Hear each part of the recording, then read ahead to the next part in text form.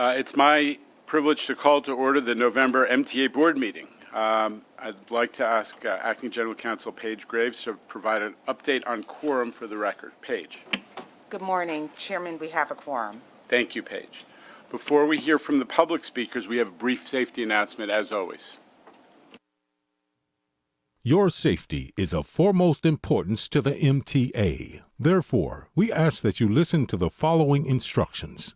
In the event of an emergency, notify emergency personnel in the room and 911 should be called. If an alarm sounds, wait for a public address announcement and follow instructions. If told to go to another floor or to evacuate the building, leave all unessential items behind and use stairwell A just across the main hallway or stairwell D down the hallway past the elevators. An automated external defibrillator, AED, for use by trained personnel is in the main hallway just past the elevators. Thank you and have a safe day. Thank you. Today we're hearing, as always, from members of the public, both in person and remotely. Let's go to the public speakers. Kate Contino. Good morning and welcome to the MTA board meeting's public comment session. Today we'll hear from public speakers both remotely and in person. We have 19 members of the public registered to speak today. As a reminder, we ask that all public speakers adhere to the MTA's rules of conduct and decorum. I would also like to remind our public speakers that in the interest of time and fairness to all speakers, we limit everyone to 2 minutes. Please be aware that there will be a warning beep to remind you when you have 30 seconds to conclude your remarks. Our first speaker will be Joe Kunzler, followed by Charlton D'Souza. Wow, thank you for calling on me first this morning. I'm greatly honored. Joe Kunzler here. I am asking that the MTA board please prioritize accessibility in your subways. I visited this summer. You rarely had an elevator in one of your stations, and it seemed a little outdated. And I really think that with the investments by President Biden and Governor Hochul in the MTA, that you should prioritize making sure that everyone can take transit and make sure that the roads are for prioritizing freight mobility. I just really think that's important.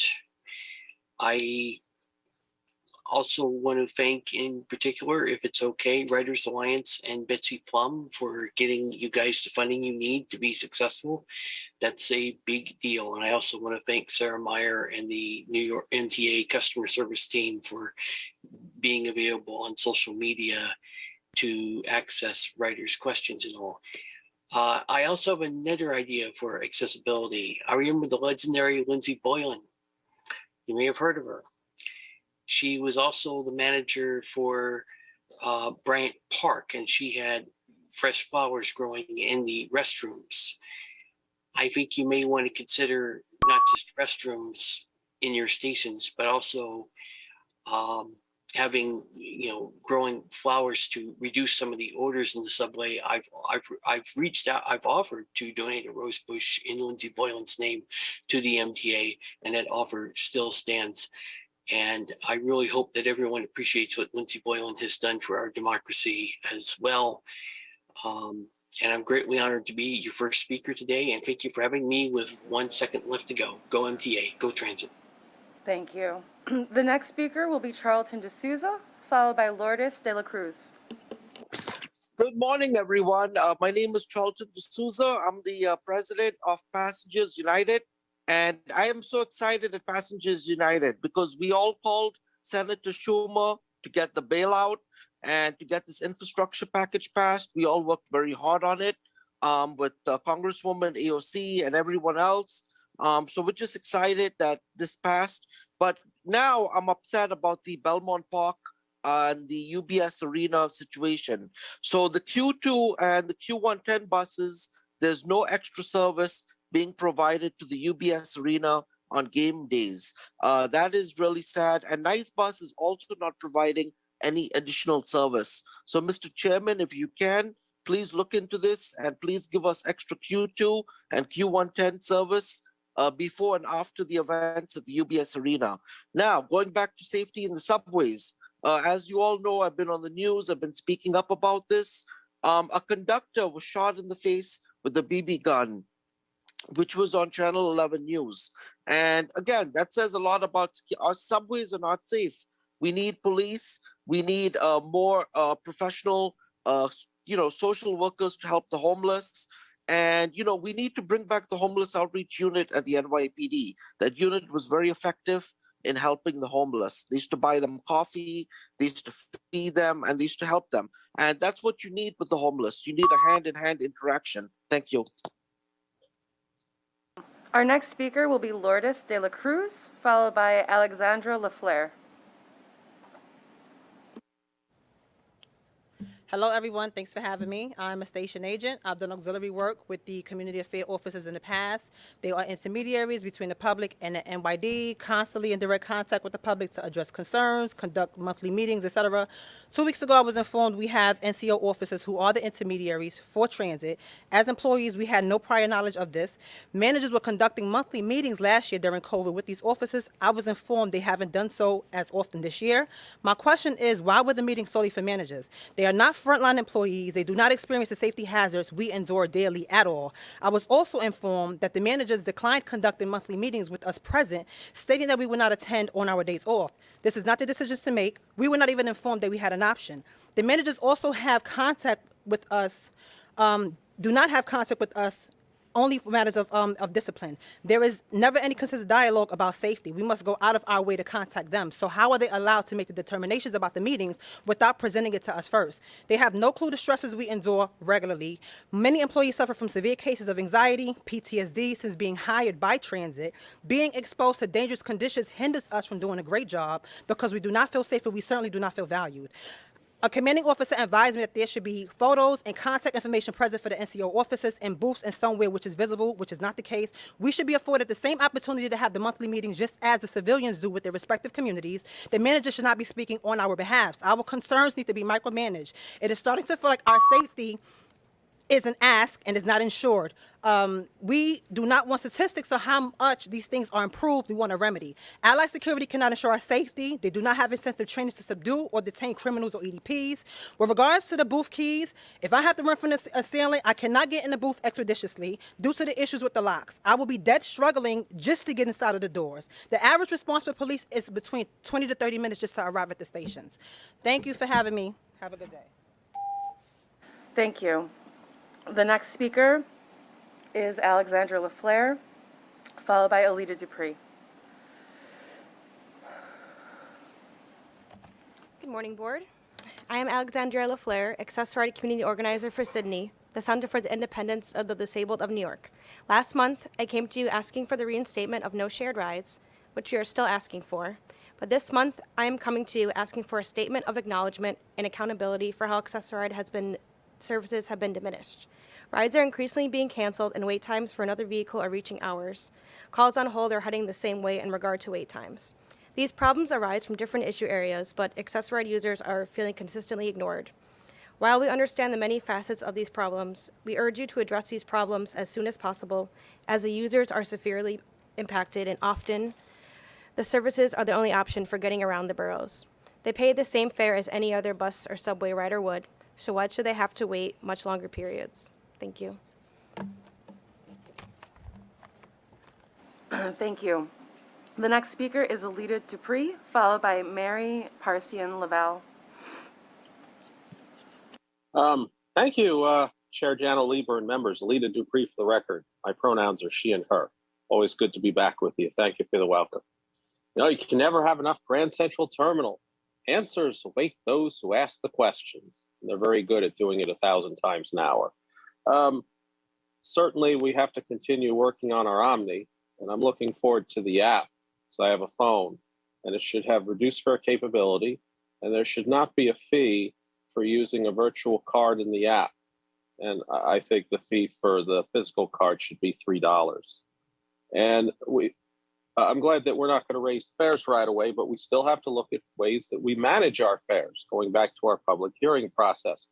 Having physical money floating around on the system is an accident waiting to happen and puts everybody at risk, customers and employees and management and you, the board of directors alike.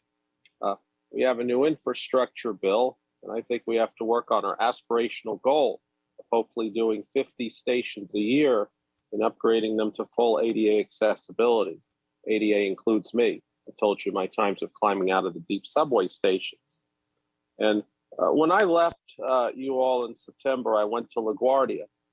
The bus was fine, but with the air train most likely not happening, we should take the lead and build a subway to LaGuardia. So I use the Chicago L to go to and from Midway and O'Hare airports with a one-seat ride.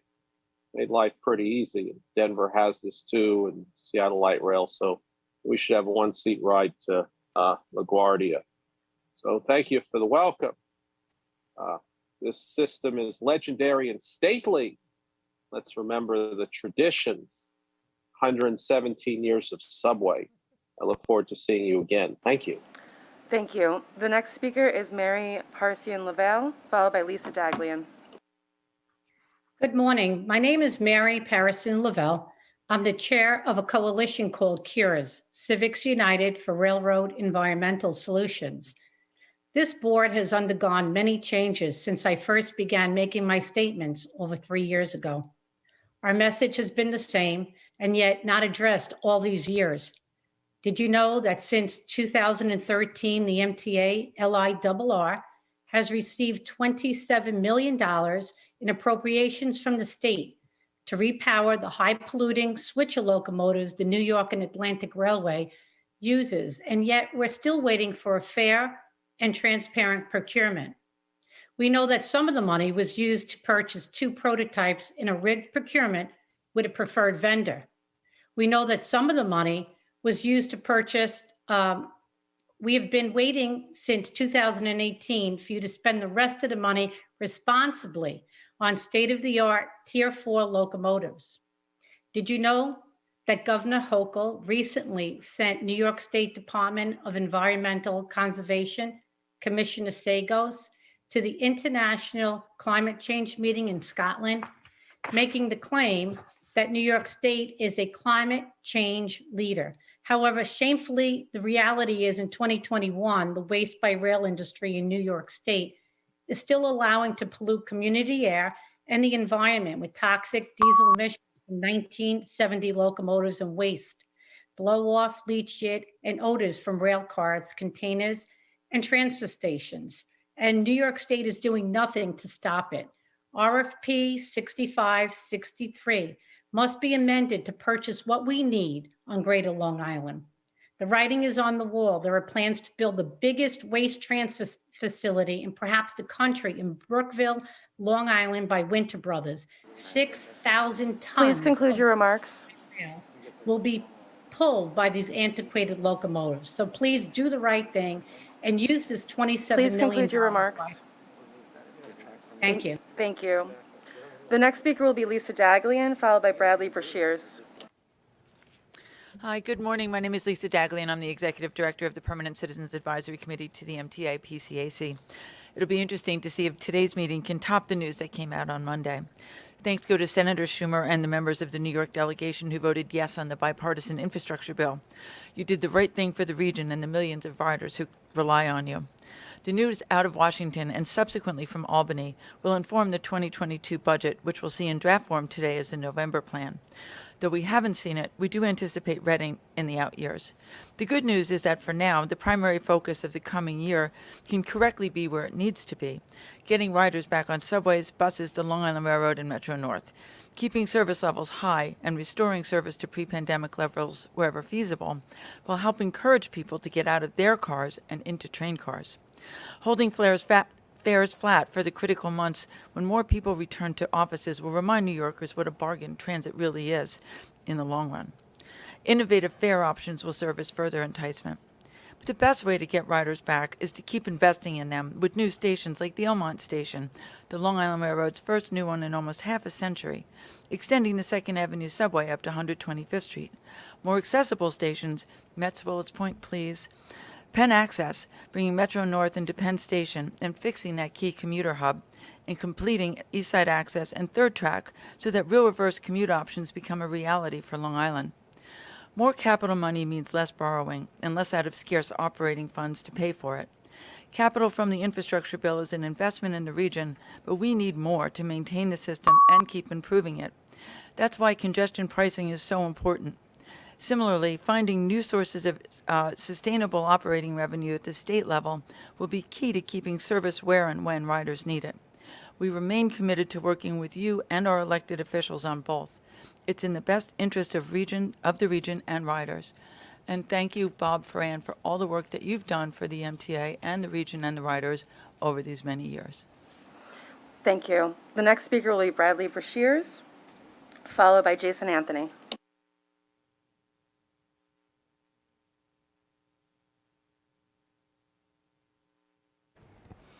Good morning, board members. I'm Bradley Brashears, Planning Manager at the Permanent Citizens Advisory Committee to the MTA. We're thrilled that service cuts and fare hikes are on hold for the foreseeable future. This decision is key for the region's recovery as the MTA tries to attract back its ridership. While this is a crucial step in the right direction, there is still more that must be done to attract the riders back and provide a more equitable system in the near and long term. We've been calling for the formation of a fare restructuring task force to look at innovative fare policies and are happy that that's happening under the leadership of Janno Lieber. Now that fare capping legislation is on the table thanks to Senator Gianardis, pairing Omni with fare capping will encourage people to get back on board and allow people of every income level to benefit from unlimited access to transit. We strongly urge the board to expand the Long Island Railroad's Atlantic Ticket program to all city stations for both Long Island Railroad and Metro North. The Freedom Ticket-inspired Atlantic Ticket program lets Southeast Queens and Brooklyn riders use the railroad at a discount rate with a weekly ticket options that provides free transfers to subways and buses for just $60. This is a 44% reduction from regular peak weekday combined fares. Bronx, Queens, and Brooklyn riders should have the option to use commuter rail that passes through their neighborhoods for an affordable, faster commute. We would also like to see other worthwhile fare adjustments, such as 20-trip tickets for all commuter rail riders in and outside of the city. The MTA has a unique opportunity to lure drivers out of their cars with lower fares as gas prices soar and we prepare for congestion pricing.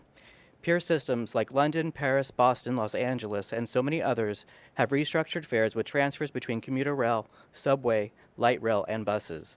These efforts have increased ridership and revenues. Now is the time for the MTA to catch up with the rest of the world or get lost in the shuffle. Providing riders and essential workers with a more efficient and equitable system that incorporates all modes is key to our region's recovery and economic vitality. We strongly urge you to improve and expand the Freedom Ticket concept now. Lowering fares Please does not conclude your have to remarks. mean lower revenues. Thank you. Thank you. The next speaker will be Jason Anthony, followed by Andy Pollock.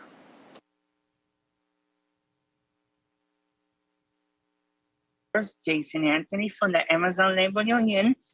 Speaking to you this morning from the Amazon warehouse, JFK in Staten Island. This morning I'm going to talk about mass compliance.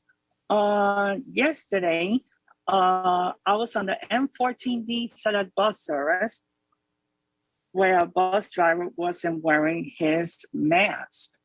I asked this bus driver very kindly, and he cursed me out. Why I'm seeing bus drivers not wearing their masks and passengers alike. Second, why we're seeing people from out of the tri-state area speaking in meetings about our area instead of caring about their own region. Third, no more fare hikes. Regarding the S40, we need more buses, more trips, and we need more cops to enforce mask wearing and to avoid fare evasion. So I'll see you guys next month at MTA headquarters. Thank you. The next speaker will be Andy Pollock, followed by Kara Girl. Thank you, Kate. Let me just make sure my mic is close so you all can hear me. Okay, good morning, everyone. I'm Andy Pollock from Passengers United. So I want to talk about my travel experience back on Monday, November 8th, which was my birthday. So I was supposed to take the F train into Manhattan, but the problem was there was not enough crew available on that specific day. And not to mention, for people in Astoria and Long Island City, they had no W train service that particular morning. So my message is, again, I've been saying it for a while, please hire more staff because a lot more people are expected to travel, especially given that next week is the busy Thanksgiving travel period.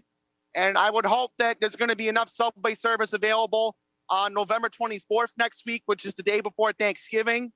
Also, I want to mention that I was taking the Long Island Railroad back the same day, the 219 train from Penn Station to Port Washington.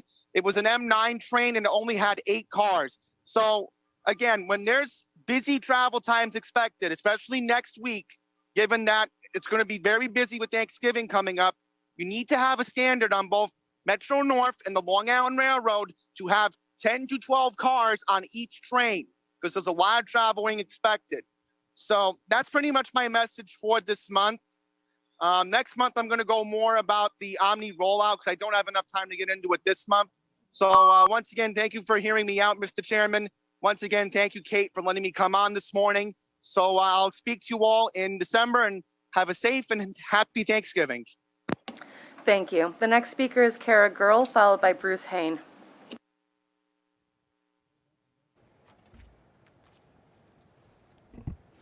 Good morning. I'm Kara Girl, Research and Communications Associate at the Permanent Citizens Advisory Committee to the MTA, PCAC. Riders have gotten some amazing news so far this month. From the bipartisan infrastructure bill to no fare hikes or service cuts for the foreseeable future, we know that a stronger regional transit system is well on its way.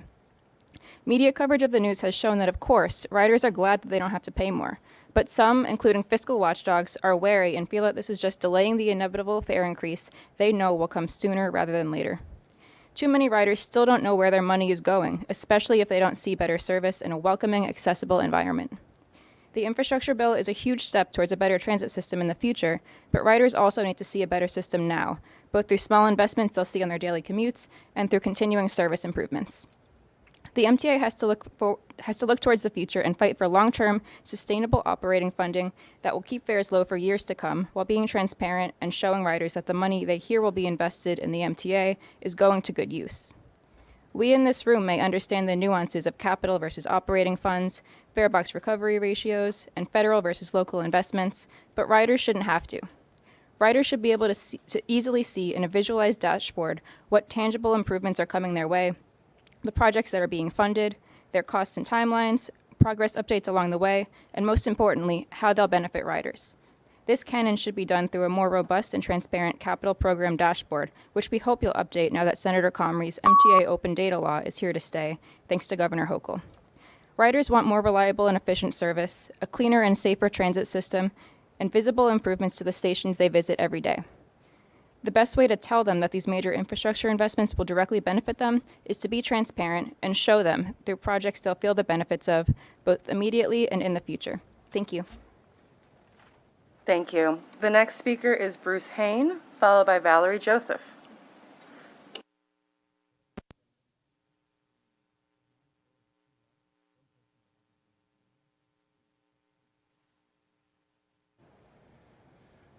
Morning.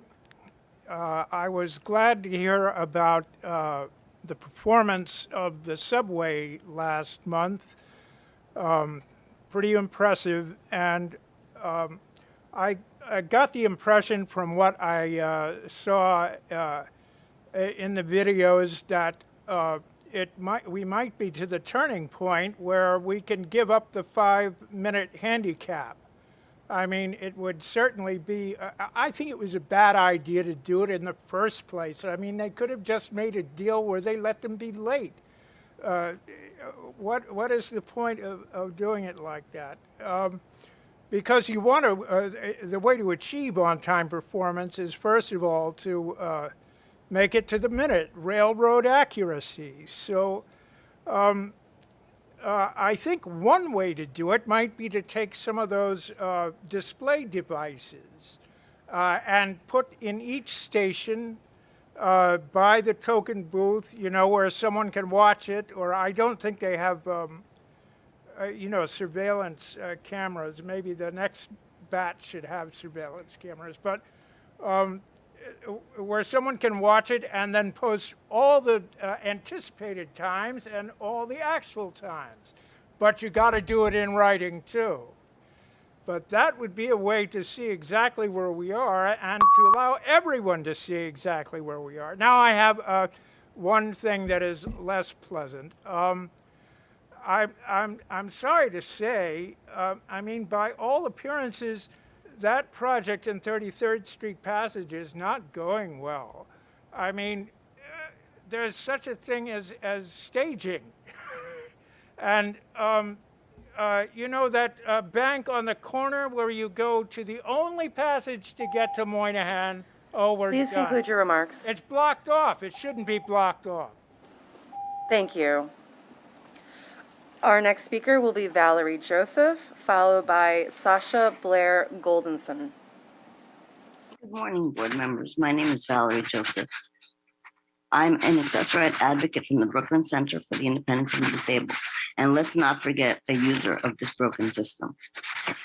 The city's Jose Martinez took a look at your online dashboard and saw what riders already know, accessoritis spam. Our riders are later than ever. If you use the enhanced broker system, service the MTA introduced in 2019, your own data shows that about 3 in 10 pickups are late by more than 15 minutes. Provider no-shows got worse, much worse than any time since 2016. Service complaints over the last 4 months are at their worst point ever. I'm one of the lucky people who are on the on-demand pilot program, but recently that's not been so lucky either. After 5 p.m. or on the weekends, it's almost impossible to get a ride. The most frustrating part of the accessorized program has me at great strikes for a while. The introduction of the on-demand pilot program, a huge difference, and the use of e-hail for advanced reservation also improved service immensely, even though it is still required riders to call a day or two in advance. Unfortunately, MTA killed off this program in 2019. Since then, you've sadly reversed course, and now you're in real trouble. I appreciate the MTA member, Victor Calise, his comment to working to fix the program, and that MTA is offering driver bonuses, but that's just the start. Please conclude your remarks. This must be a priority to the board and the MTA itself, because we deserve quality service, nothing less. Thank you. Thank you. The next speaker will be Sasha Blair Goldenson, followed by Michael Ring. Hi, I'm Sasha Blair Goldenson from the Rise and Resist Elevator Action Group, here about subway accessibility for people with disabilities. Safe, stair-free access to subways by elevator or ramp is a legal right, but it's also critical for New York City to be competitive and viable. We implore the board, please listen up. New York's recovery needs tourists, older adults, young families, and they need accessibility. And they'll have a choice, New York or another city. Other cities with equally old transit systems are already doing this. Boston is fully accessible. Chicago and Philadelphia are far ahead of us, but we can do it too. The current capital plan, 70 more stations by 2024, is a good start, but we have to keep going. How? By telling Governor Hochul, commit to accessibility. We filed our class action case nearly 5 years ago, never for money, but for a legally enforceable timeline for full access. Under Governor Cuomo, MTA chose to pay millions to lawyers instead of committing. And that is an ongoing problem. The money is flowing out for the lawyers instead of more elevators. Now, Governor Hochul has the chance to change that, to put people with disabilities and New York on a sustainable, equitable path by making that commitment. We can do this. Board, implore Governor Hochul to step up, have your back, so that you can get us on the right path, the equitable path for everyone. Thank you. Thank you. The next speaker will be Michael Ring, followed by Rachel Foss. Hi, I'm Michael Ring. I'm a board member of Disabled in Action, and I'm a co-coordinator at the downstate chapter of ADAPT. I'm also one of the lucky 1,000 or so people who are in the on-demand accessoride program, and because I am, I'm about to go back to work. I could be able to hail a cab, an accessible cab, in real time and go to work and then come home when I'm ready to come home. I'm about to earn some money so I could do what people do with money. Pay my kids' college tuition, buy food, go to movies, whatever. But when I came here today, I was thinking about something. I know no one's going to answer me, but did anyone take the stairs up here to the 20th floor? I don't think so. There are 16 elevators in this building, and they all probably work. And if they don't work, you don't know they don't work because there's more that work. Imagine if, to get to work, you had to plan your up in the elevator and down in the elevator a day in advance. And it might come within a half hour of when you think it's going to come. And it might smell like fecal matter.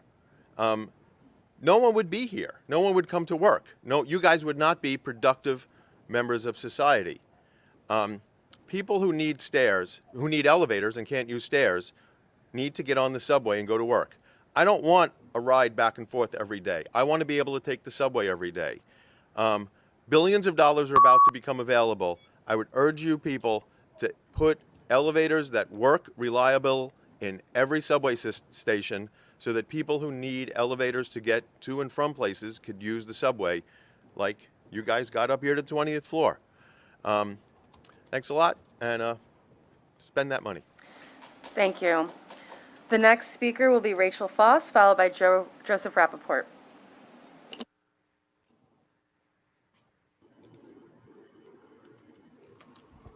Hey, good morning. My name is Rachel Foss, and I'm the Senior Research Analyst for reInvent Albany. We advocate for more transparent and accountable New York government, including for authorities like the MTA. First, we are encouraged by the MTA's transparency plan that was sent to Governor Hochul on October 22nd. We reviewed a number of agency and authority transparency plans, and the MTA's is one of the most detailed. The plan addresses open data, freedom of information law responses, and the public comment process, among other topics. We encourage the MTA to post its transparency plan on its website and make it a living document that is updated and notes progress made on its various goals. Importantly, the MTA's transparency plan provides metrics and timelines for following through on its goals to increase transparency and public access to information, including centralizing existing data sets on the New York State Open Data Portal by December 2021, assigning a data coordinator by the end of 2021, providing a data catalog and publication schedule of open data within 180 days, and developing a FOIL implementation plan by May 2022. We again encourage the MTA to meet with legislators, transit advocates, researchers, journalists, civic technologists, and others to determine what data sets should be published first. While the MTA has released some financial data in more accessible formats through its budget transparency portal, much more can be done to make its budget fully transparent. All tables of financial data provided in board materials and the financial plans should be released as open data, not only a segment of them. We also note the MTA chose to publish nearly all of today's Finance Committee materials in PDF file format that is time-consuming to manually enter into a spreadsheet. This is a small step backwards for transparency, since in prior months, more financial data for the MTA meetings was released in Excel format. We hope that the effort to comply with the new MTA open data law is an opportunity for the MTA to fully operationalize timely release of open data and make it a sustainable effort for MTA staff. And we look forward to the release of your FOIL compliance plan and your catalog and schedule for open data. Please conclude your Thank you for your remarks. consideration. Thank you. The next speaker will be Joseph Rappaport, followed by Tremel Thompson.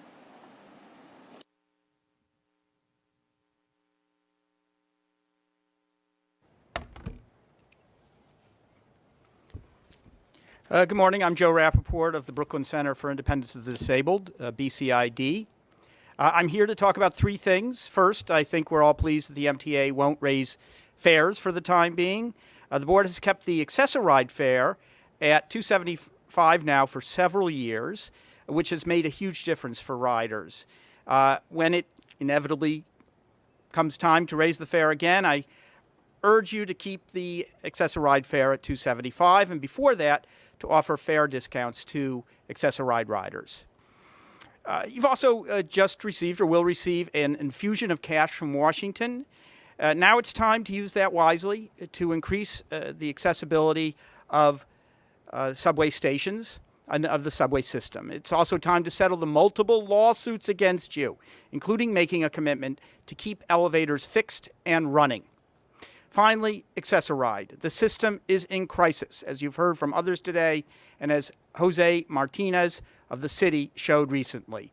On-time performance isn't close to meeting your already generous standards. Many people wait 15, 20, or more than 30 minutes for a ride, or the ride doesn't come at all. Complaints are way up. I urge you to take a look at the Access-a-Ride dashboard. Just Google it, and you'll see the sorry tale. And service wasn't great beforehand.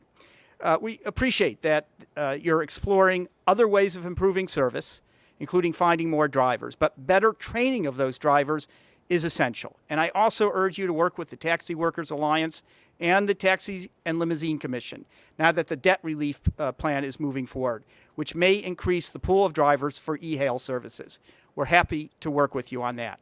Thank you. Thank you. The next speaker will be Tramell Thompson.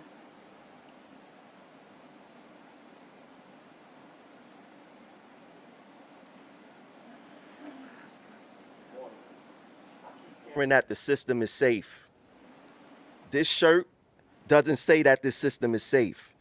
This shirt was worn by this conductor who was shot in the face last Monday, and none of you guys said anything about it. Not one word. And there seems to be, you guys is passing the buck. The union is passing the buck to the MTA. The MTA is passing the buck to NYPD, and nothing seems to be happening. You guys putting cameras in the stations as if that's supposed to deter crime. Guess what? There's cameras in every bank in America. It doesn't stop the bank from getting robbed. Now, you guys are also not following the PESH workplace violence. Why? Now, don't get it twisted. I want the riders to come back also, but the riders should not come back if we not safe. There's no plan for our safety here at this company, and I don't get it. But I'll tell you what, we're going to refuse this unsafe work. We don't come to work to get beat up. You guys like to play words with friends. Assaults, oh, it's not an assault, it's an harassment. But guess what? We don't come to work for any of that. And what it's going to take, you guys saying the system is safe. It's a whole bunch of wonderful people in this room who I'm quite sure take the system. This place is crawling with security. It's probably more security here than people that's coming here to speak. If we not safe, how is the public safe? But you guys are safe because security is everywhere. And this shirt says you guys are not telling the truth. Now, I want to sit down with you guys and devise a real plan and listen to the people who's on the front line doing this work. Because I have more influence than Tony Utano and Eric Logel in subways. And if I start stopping trains from unsafe work, it's going to happen if we don't come up with a real plan to protect us while we out in the field. Thank you. Thank you. Chair Lieber, that concludes the public comment session.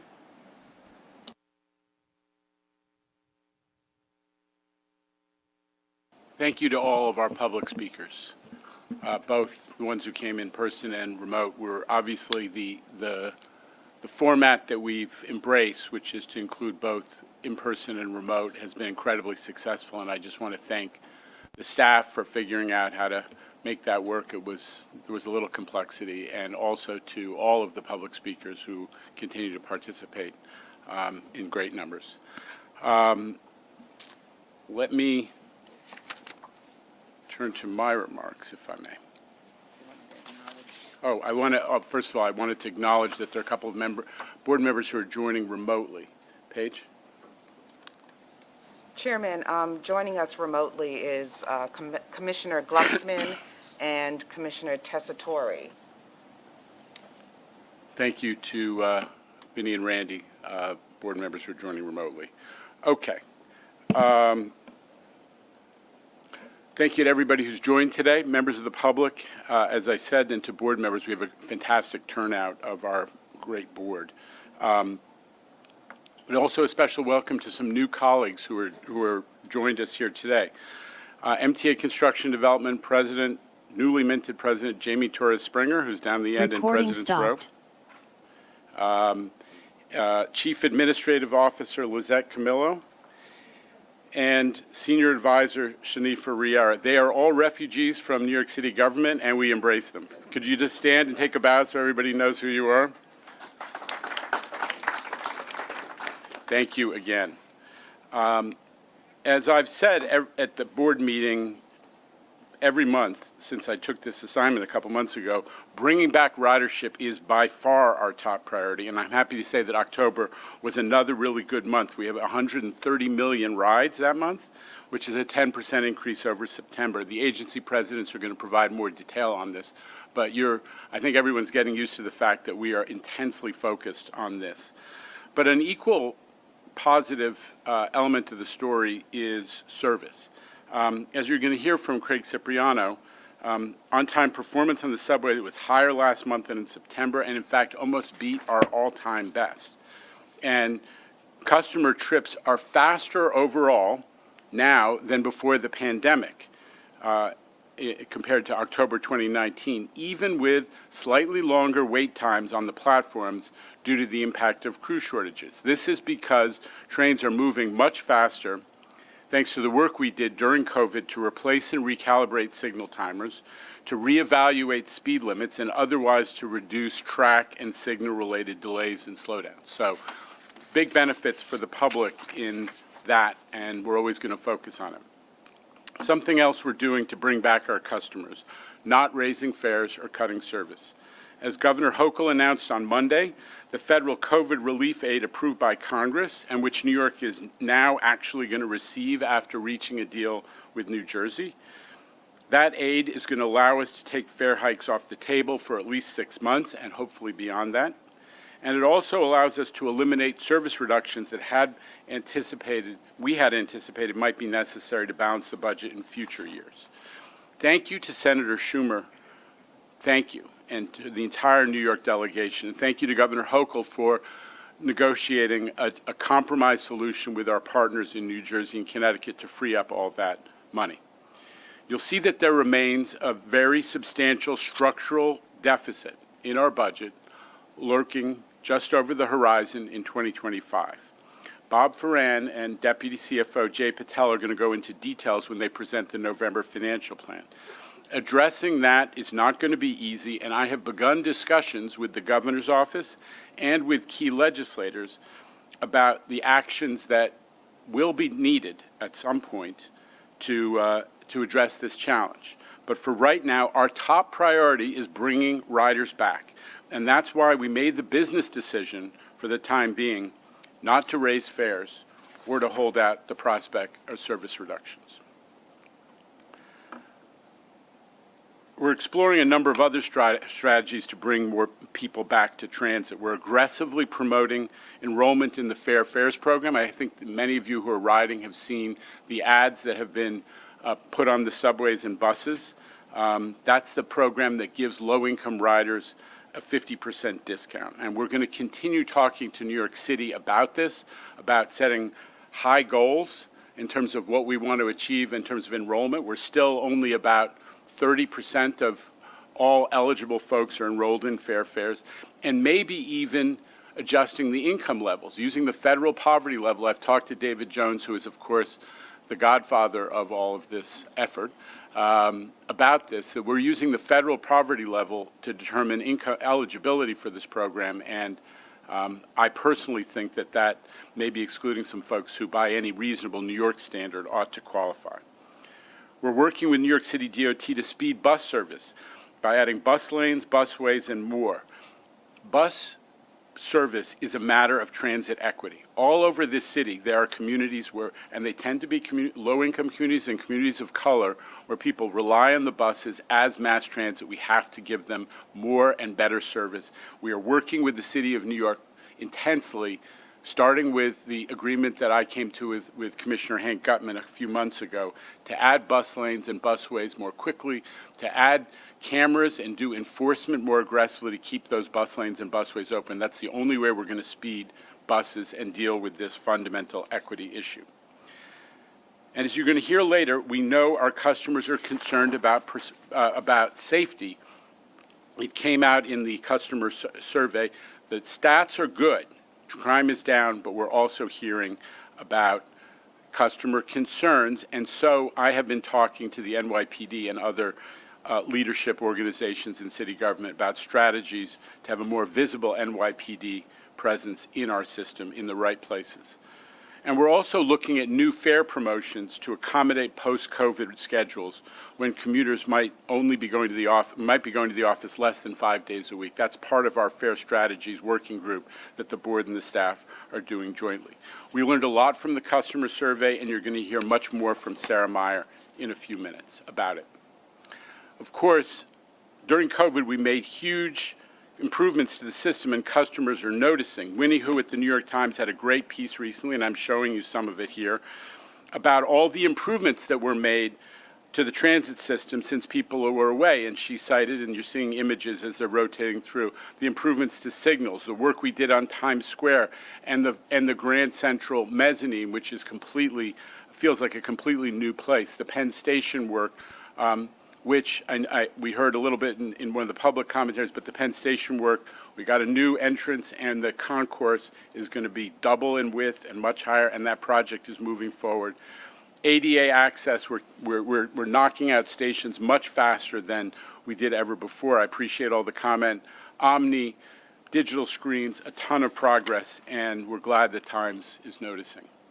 It's also been a particularly exciting month for the Long Island Railroad system, even historic, I would say.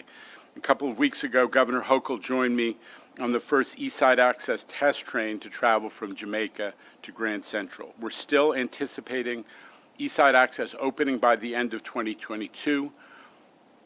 The capital program for 2024 may have been on pause for a year when we didn't know if we were going to have capital money in the height of COVID.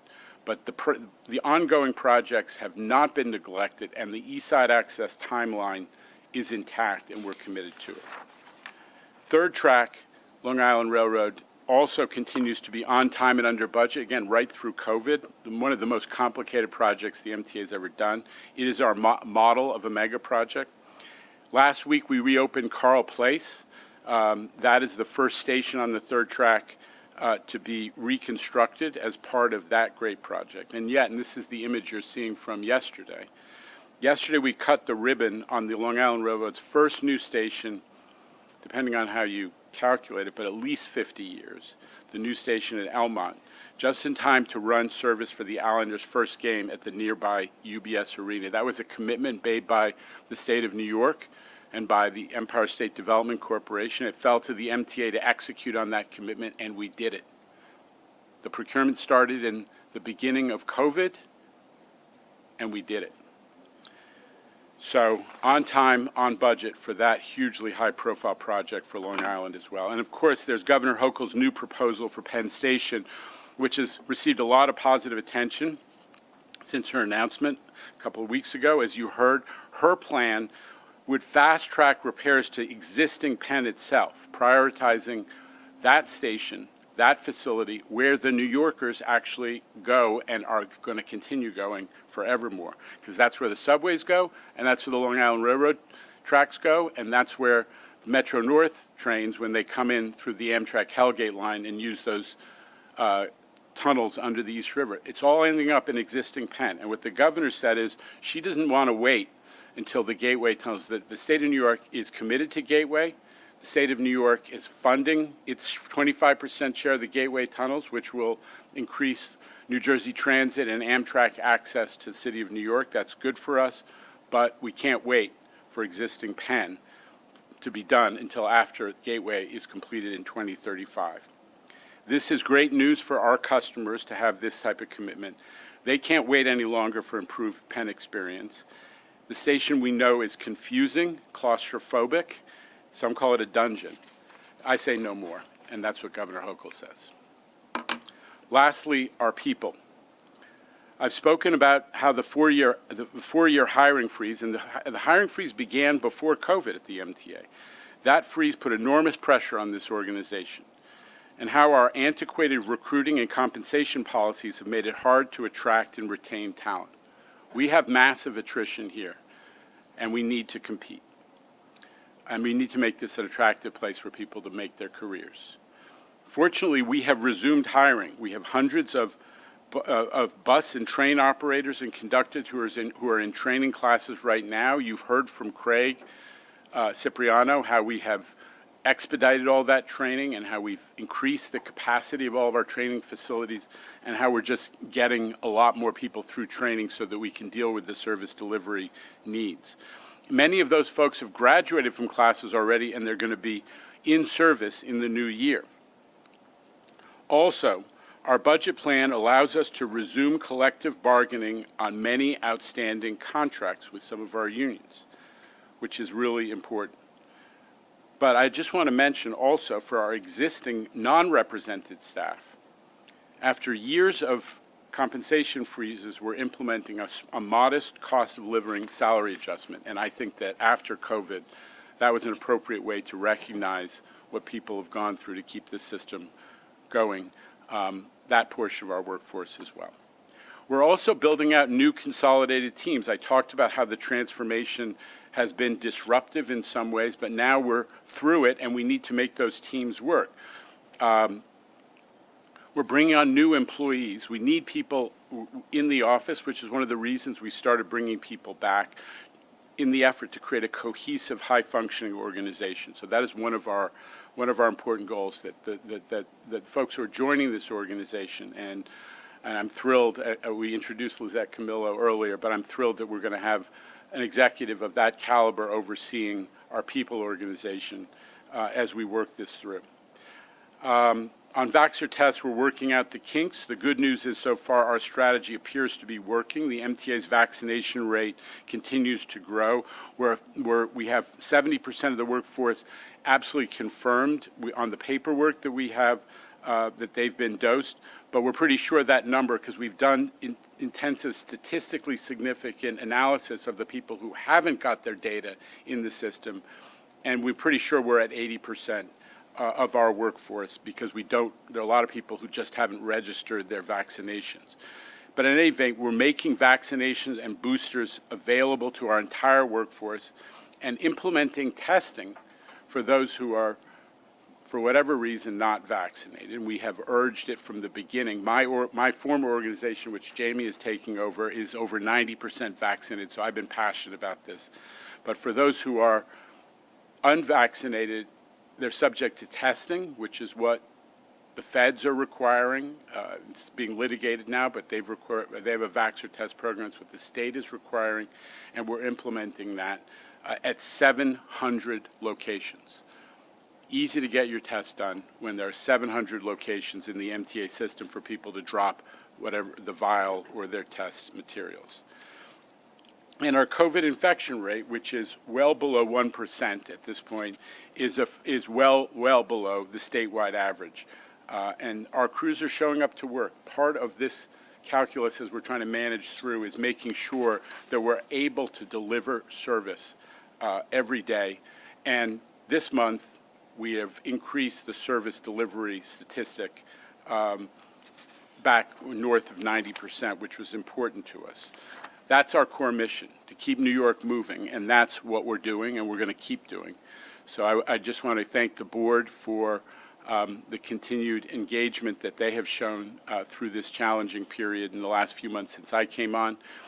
You know, I would never say, like, here's the 100-day report, but it has been 3.5 months, and I just want to thank the board for their support and encouragement as we've gone through this transition. So let me now turn it over to the folks who are really delivering service, the agency presidents, to do a more detailed update. Thank you, Jano.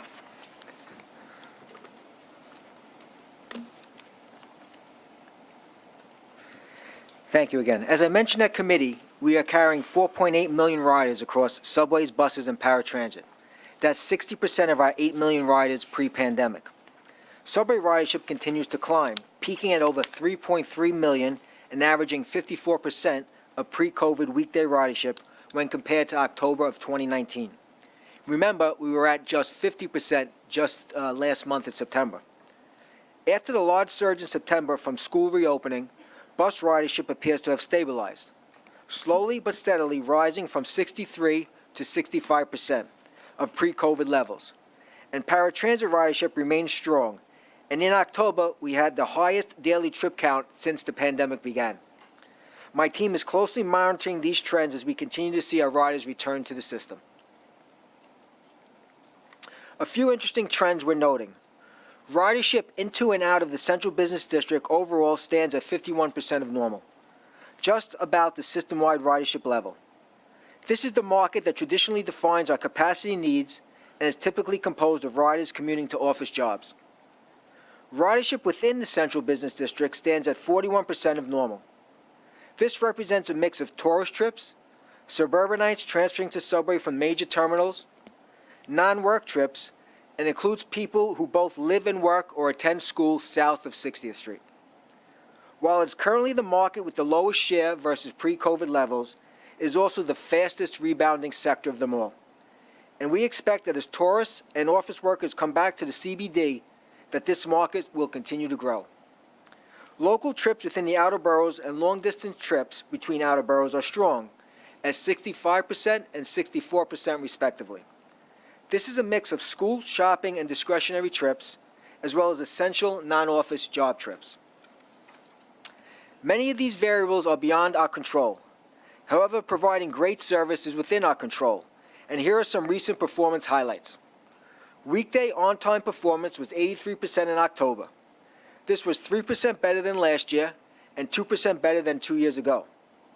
We've reduced total weekday delays over the last month by 8.3%. Largely by decreasing delays attributed to internal causes like track and signal failures. Subway lines operate faster at peak hours than they did before the pandemic, and also faster than in 2019. And despite continued crew shortages, service delivered improved from September to October by 1.5%. Moving on to the buses. We're also seeing a return to pre-COVID patterns.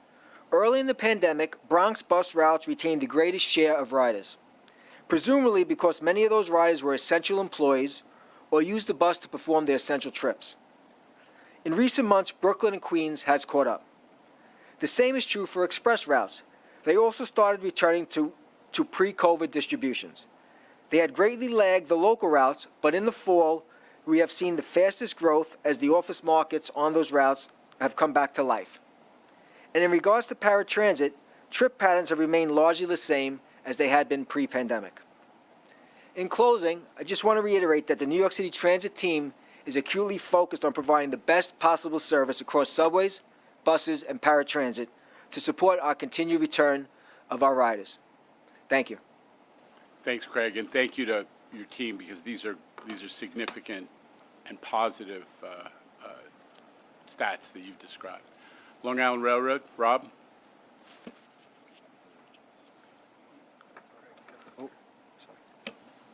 If you could go to Long Island Railroad, please. Metro North first. If this screen says it, then it's God's way of telling us we're doing Metro North first.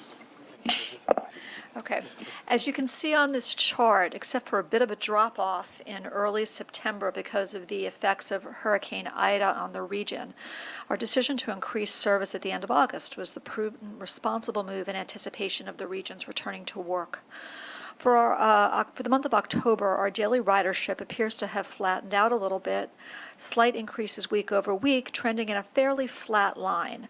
Though yesterday we hit our highest calculated ridership day yet at 137,000 plus rides. Last week, ridership was up 1% from the week before. If you look at average daily ridership, 1.7% higher than 2 weeks ago, 2.9% higher than a month ago in mid-October. Ridership has risen 12.5% from the first week after Labor Day, which was right after we added the trains on August 29th. We've increased 29.9% from the first week of August, and almost 34% from the first week in July, right after the July 4th holiday. With the holiday season right around the corner, we think it's unlikely that significantly more offices are going to reopen in the next couple weeks, and office work will remain in a holding pattern probably throughout the holiday season. At this point, we don't forecast a trend of upward weekday ridership until the beginning of 2022. Okay. For the time being, and we discussed this a little bit at Metro North Committee on Monday, we continue to monitor ridership on a daily basis. We have access to data as shown on this chart here with respect to ridership levels on trains when they arrive at GCT during the week. As indicated in brown, as compared to the available seating capacity of our trains, which is indicated at the top in gray. What this data shows, if you look at it in these increments, is that we do still have capacity on our trains overall, though we are monitoring individual trains for perceived capacity issues. We stand ready to respond to changes in ridership by increasing service as necessary and travel options as more and more riders continue to return to the rails. It's essential that we continue doing everything that we can to accommodate our customers and modify train services and schedule based upon the demand that we're seeing out there. In the meantime, we remain focused on several strategies to welcome back our riders, and we've talked about these before. Our Train Timer app, which tracks real-time capacity on our trains, continues to help our customers feel comfortable about getting back on board by letting them see where the most trains are available on arriving trains and then spacing out and entering what they would like. Recently, we announced the pairing of Apple Watches to our Train Time app to give our customers with Apple Watches the ability to have that data on their watches, and we're going to be making that available on Android watches soon. As is the case with the entire MTA system, daily cleaning and disinfecting of stations and trains is a fundamental element of our pandemic response and an important component of building and maintaining confidence in our system. Finally, we have station ambassadors at some of our busiest stations handing out masks to customers who need them, and our train crews are also handing out masks on board. We remain committed to responding to our customers' concerns, and we are so thrilled to be welcoming them back. Thanks very much.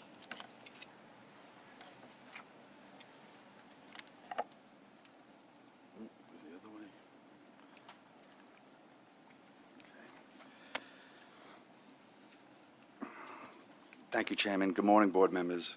For October, daily ridership continued to creep up. On weekdays, we experienced about 52% of pre-pandemic ridership, and for the month of November so far, we seem to be holding steady at around 50%. The weekends continue to remain strong, with 72% on Saturdays and 76% on Sundays of pre-pandemic numbers. In October, more than 3.9 million rides were taken on our system. That's an 8.5% increase over September. We welcome these increases and look forward to riders returning and even attracting new ridership to our system. Ridership trends are returning to normal in terms of the busiest periods during the rush hours, which is a good sign.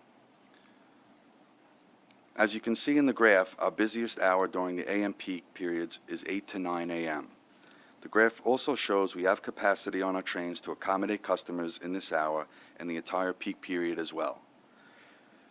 We also have additional capacity available of approximately 55%. The PM peak numbers show similar effects.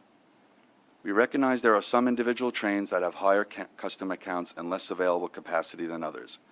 That is why we constantly monitor ridership using various methods like train counters and load weight technology, which tells us in real time what loading conditions are like on each train we operate. We use this data to influence our scheduling to ensure we're able to provide the best service during these fluid times. Customer safety is paramount, and we want the public to know that we're doing all we can to make them comfortable taking mass transit. We know this is an important issue to our customers, as it is to us as well. As we have said, we are continually monitoring and adjusting where we are able to in order to meet customer needs. The ability to see real-time information is available right on customer smartphone via the Long Island Railroad Train Time app. This is our industry-leading technology that we have right here for our customers to use every single day. In the app, they can see their upcoming train and how many seats are available in each car. before the train even arrives at their station. This provides an opportunity for customers to reposition themselves so they can board the train in a car with more seats available. The app also displays recent loading conditions for each scheduled train. By displaying recent loading information, customers, when planning their trip, can choose the train that best meets their needs before they even arrive at the station. If you don't have the app yet, we encourage you to download it and take a look for yourself. Thank you. And now for something completely different, an organization that's almost at 100%. Thank you, Chair. And good morning. As you can see, B&T's traffic numbers remain strong as the region continues to recover from the COVID-19 pandemic. For October, 28.2 million vehicles crossed B&T facilities, which was 1.3% lower compared to October of 2019. When you look at the year-to-date, our traffic numbers are approximately 7.7% lower than 2019 to date. Most of our facility traffic numbers are trending close to pre-pandemic levels, and I would like to highlight a few exceptions. At the UL Cary Tunnel, we have seen traffic volumes in recent months surpass 2019 levels as much as 10% on a weekday. This can possibly be attributed to the combination of the recently implemented lane reduction on the Brooklyn-Queens Expressway and also the post-Labor Day return to office, back-to-school traffic volumes. And at the Throgs Neck Bridge, there's been a 9.5% decline in vehicular traffic. This is most likely due to the ongoing deck replacement construction at that facility. Motorists have seemingly been diverting to the neighboring Bronx Whitestone Bridge, where there has been an increase in vehicular traffic since September. As we approach the holiday season and the associated gridlock alert days, yes, we're going to have gridlock alert days this year, not like last year. B&T will continue to monitor traffic patterns, communicate with our customers, and report our findings to this board. Thank you. And those are the presentations we wanted to give on ridership. I just want to invite the board to ask any questions or raise any questions if they wish. So, Board Member General, not a Mahalta. question, but a comment. I just want to thank the presidents for doing this, because it's actually very important, because I think it gets the information out there and it gets people to know that people are coming back into our system and want to come back into our system. So thank you guys for doing such a stellar job keeping everything running. Board Member Curtis Vasquez.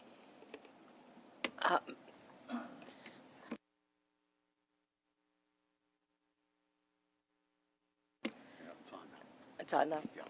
That's counterintuitive. I was intrigued by the platform and train loading information that passengers could have. And I asked the MTA to see if that's any kind of that kind of applicability could be done on the subway system.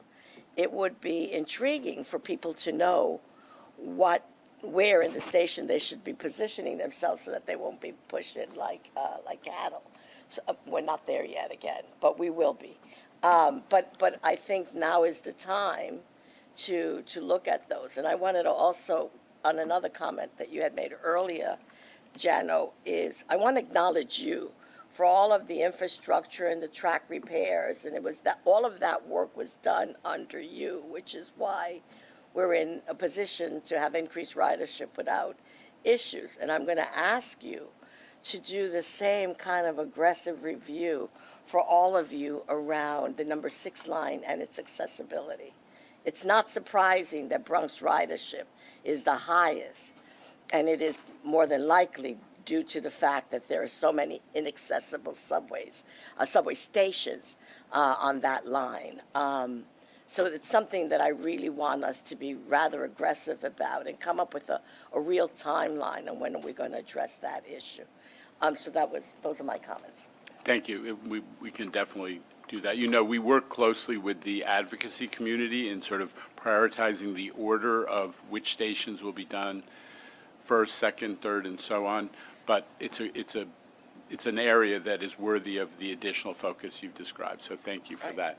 I would just ask, you know, Rob, the Long Island Railroad has been, along with Metro North, has been a leader in this train time technology, which allows people to see what the ridership is in different parts of a train. So I appreciate that suggestion that we should look at its applicability across the system, and I know Metro North's using it as well. So thank you. Other questions, comments? Board member. Where are we with congestion pricing? It's obviously going to affect mass transit. Is Allison DeSereno in the house? Okay. I am. I'm on Allison, video. can I call on you to answer Board Member Fleischer's question? Absolutely. Give me a second so I can pop it on. Whoop. Hi. So yeah, we are in the midst of the environmental assessment. We've been holding our public meetings. We've held 16 meetings to date through the webinars. 10 of them were open to the whole public, and 6 of them were open to the whole public, but really focused on environmental justice issues. We have another 3 that will be coming up in early December. And in the meantime, we're also holding meetings of our Environmental Justice Technical Advisory Group and the Stakeholder Working Group. And while we're doing all of that, we've been involved in the modeling. You may recall a few months ago, we showed you the slide about all the modeling that's going on. And so that is well underway at this point. We're beginning to receive draft chapters. And just mention what the schedule for the release of the first version of the EA is, if you would, Allison. Yeah, absolutely.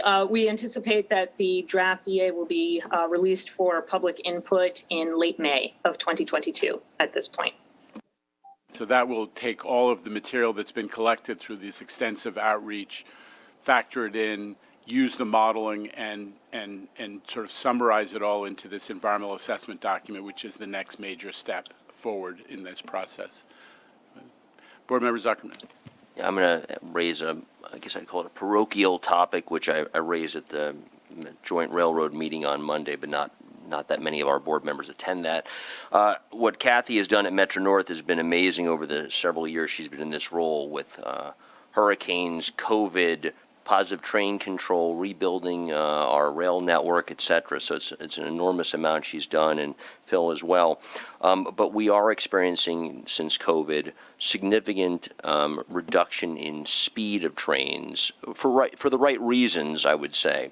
But we've reached a point now where, at least in my selfish commute, it is an hour and 24 minutes on the train plus the 6-minute wiggle time of Grand Central or 559. So you get an hour and a half in, and that itself can serve as a deterrent for people to commute when they know they've got 3 hours round trip, not including actually getting to their destination. So as we have additional funds that have come in to stave off service cuts, which ostensibly we usually talk about that from a subway perspective, I'd like us to also think about how we use that wonderful largesse to help out those who are further out, because there is a point where driving actually can look more attractive when you're going to spend 3+ hours before you even get to your actual destination. And I know we're doing all we can within a budget constraint and frankly a capacity constraint with employees, but I want to make sure we note that there is a point where, yes, service is important, but duration is also important. Thank you. Well stated. Kathy, can you respond to that? Yeah, of course. I mean, we had a discussion about this on Monday, and I completely concur, Neil. I mean, I think there are a number of things that customers are looking to as they make the decision whether to come back, and speed of travel is certainly one of those things, and we're looking closely at that to see where we can, quicken up trips, bring them more to what customers had, reason to expect some years back, and that's an ongoing effort, and we agree that this is something that our customers value and that needs to be implemented. I can attest to the fact that the Metro North team has started on this, because one of the many issues that impact on speed is how do you manage work, the situations where you have adjacent work, and what are the speeds and the procedures and protocols that become applicable where you have work on an adjacent track or whatever. So that there's at a very detailed professional level, a discussion going on about things that end in duration, the issue you've raised. Yeah, and I just add one piece, and I think Rachel Faust said this. Look, our riders don't know all the complexity that goes into freeing up schedules. As the guy who's been running C&D, you know how hard it is to unlock time and capacity to work. But when I first started commuting to Garrison in 2004, it was an hour and 5 minutes. It was an hour and 5-minute commute. That was an era where we were going too fast, and we caused real problems under multiple predecessors before Kathy. But an hour and 5 to an hour and 30 is a significant change in what is commutable.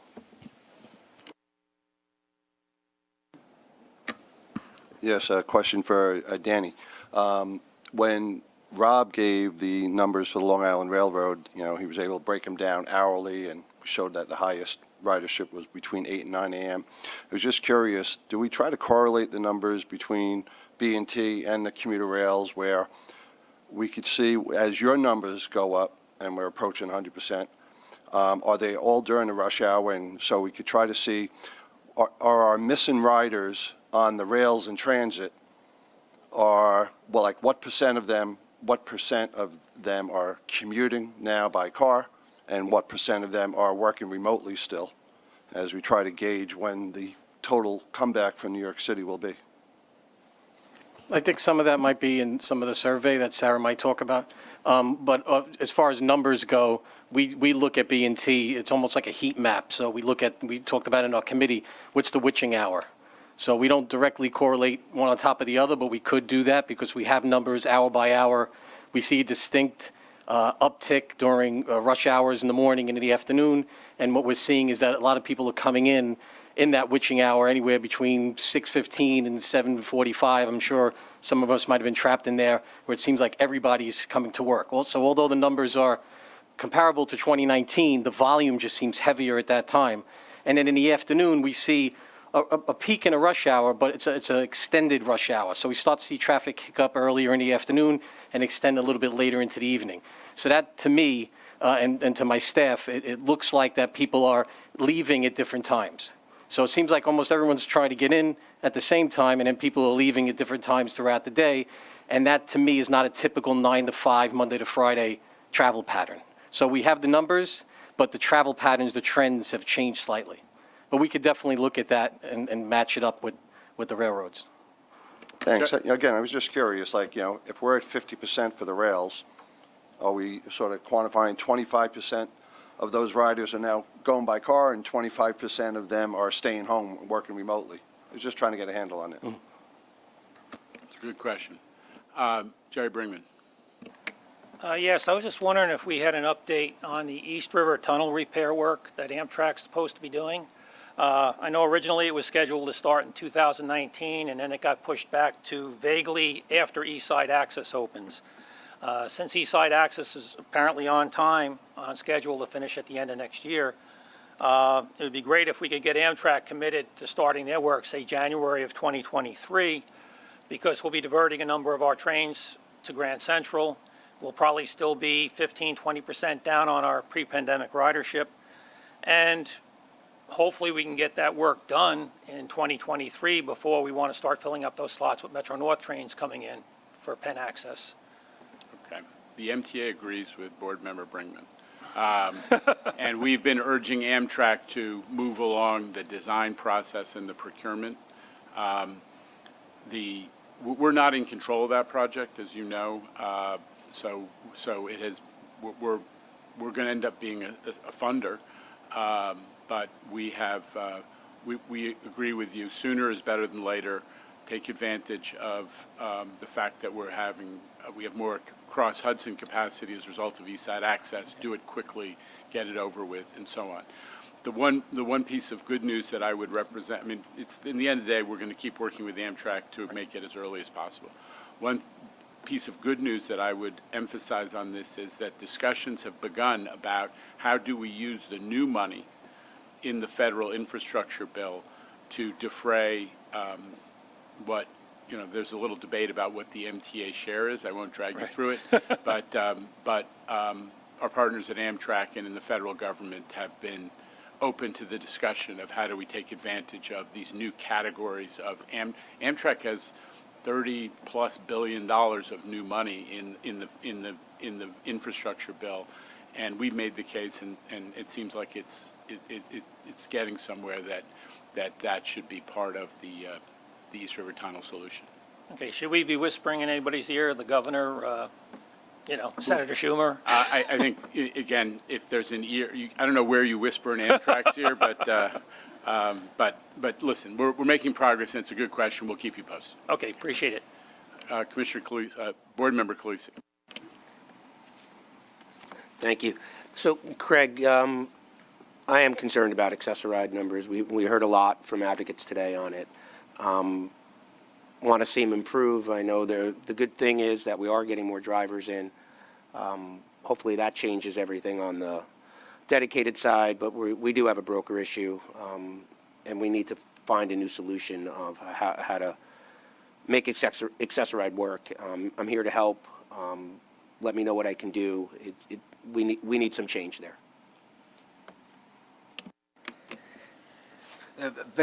Commissioner, I appreciate the comment. As we had some discussion on Monday, we recognize that service right now is suffering due to some of the driver shortages, and both on the dedicated and the broker. And appreciate your your partnership in this. We will have some information in the coming month or so to with a new strategy and plan to increase the number of drivers we have and the capacity. That's really where the core of the issue is. Craig? Okay, thank you. Andrew Albert.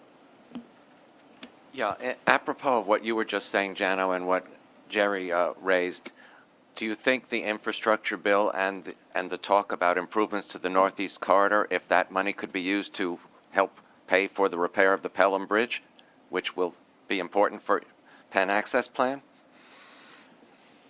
I think it's premature. That bridge, from what I understand, has more than 15 years left in it, and we just want to get Penn Access done. The existing bridge can accommodate the service that Penn Access will be bringing to the Amtrak Hellgate line.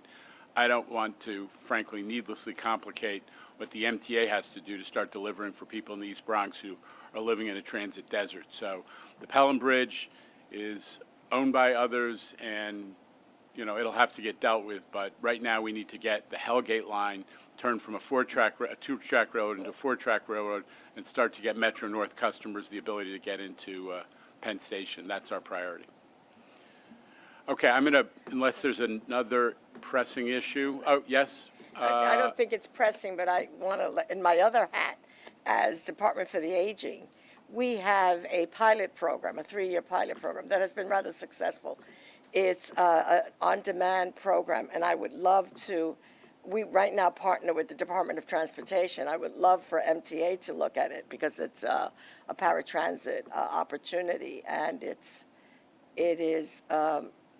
we really should be sharing data and looking at models. Okay? And Craig, one other thing on the pilot program is certainly something that's good, but in addition, we really need to make sure that we get Omni up quicker and faster for Access-a-Ride. I think it's lagging behind, and we need it sooner than later, especially that fair fares are available for people with disabilities in that too, and we just have to find a way to make that mechanism work, Omni, sooner than later. Okay, lots to accomplish, clearly. One thing is, I think Sarah, I'm going to turn it over to Sarah Meyer, and Sarah will have some, among other things, some thoughts on what is motivating people to commute or not as part of her extensive customer survey. Hi, everyone. Good morning. Is it still the morning? I think it is. Yes, good. So just wanted to compliment the board quickly, because I think a lot of the questions you're raising are the same questions our customers are raising, and you'll see that come through our presentation. So I just wanted to sort of reiterate the goal of the customer office is to represent and talk about, bring to light sort of the concerns of our customers in the hopes that we bring ridership back, making sure that those issues are addressed and prioritized. So this survey is incredibly important to our work. This was the first all-transit survey we've done. We got a tremendous response. Hearing from our customers at this point in time is super important because there's so much uncertainty out there. We had over 123 current and lapsed customers, 123,000 current and lapsed customers responded to the survey. When you think about how many people that is, it's really incredible how many folks took time to let us know, and that really shows us how important they find our services and how important they find our work. So just wanted to thank the board and the presidents for continuing all of their hard work. So in order to encourage participation, we offered a drawing for an opportunity to win a $100 gift card, which we think also helped get participation. And this was awarded to 70 individuals, of whom there are some pictures throughout the presentation that you'll see. They sent them in. I wanted to talk about two groups first.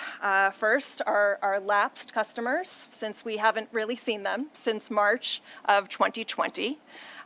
So we have some information from them. And then we're going to talk briefly about our current customers, those who have come back, including many of those who never left, those essential workers who continued keeping this city functioning and moving. I just wanted to have a quick reminder that this survey was September 20th through October 4th. It seems like a very long time ago, but it was the height of the Delta variant. So you'll see some COVID themes coming through a bit stronger than we think they might come through at this moment. So first, what have we learned about our lapsed customers? Many are still working from home. Ranges across the modes vary from 50% to 75% on average. But we know that more than 80% of our lapsed customers across all modes reported that their work locations either never closed, have already reopened, or will be reopening in the coming months. So that means that we have customers that are choosing not to take our services, and we wanted to drill down. Why are they not coming back? 90% of lapsed customers on the subway cited their perceptions of crime and harassment and personal security as an important attribute in their return. Cleanliness and health-related issues related to COVID were also important. Cost of ride, more important for those on the railroads, was also flagged.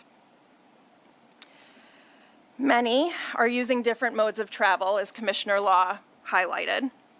They're driving personal cars, taking for hire vehicles. Some are walking, some are biking. They're doing things differently. So let's talk about current customers. Why are they riding less? They're working from home, but they are taking discretionary trips, as the presidents all highlighted. They're shopping, they're dining, they're going to Broadway, visiting friends, going to medical appointments.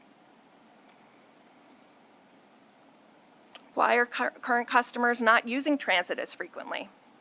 They're working from home all the time or some of the time, although we're hopeful that all work locations will open soon. Current bus customers would like to see shorter waiting times and travel times, while paratransit customers want more on-time pickups. So what are we doing to address these concerns and get more people back, taking more trips? You've all seen our Welcome Back marketing campaign that launched in September. We've been subtly tweaking it as the months have been going. You might have noticed our Broadway ads that went out last week. And we wanted to really focus on those discretionary trips that are what are making people more comfortable in coming back. And then once they get on to the system, they find that some of those crime and harassment issues that our lapsed customers have flagged, those numbers start to go down. And the numbers related to on-time performance issues, unexpected delays, those start to go back up. So it's really, really interesting that we really keep focusing on that discretionary travel, because once we get them back, they will stay back and they will start to complain about the things that they've complained about before. So we're also working on new creative aimed at both lapsed riders and the rising number of domestic and international tourists visiting New York. So now we're going to drill down on some of the issues that customers asked us to improve. Sorry, we skipped a slide. Okay, so waiting times, travel times on bus and subway was certainly flagged, paratransit and railroads, as we talked about. This includes a lot of different strategies: hiring more bus drivers, train operators, making the trains literally faster, as we've heard the presidents speak about and Jana speak about earlier. We're working with DOT on bus lane implementation. We've also restarted the Bronx bus redesign and plan to run more frequent service on 11 Bronx bus routes once the final plan is approved and implemented. Also, to reduce the amount of time buses stop and they're slowed by car traffic, we're piloting all-door boarding on routes in all 5 boroughs next year. And we're working with the city to implement more busways. Together, we are also drastically expanding automated bus lane enforcement in the hopes that those who are parked in the bus lane will no longer. On the mask front, we're still seeing high compliance rates, but there's still work to do. You all know that I won't be happy unless we see 100% compliance.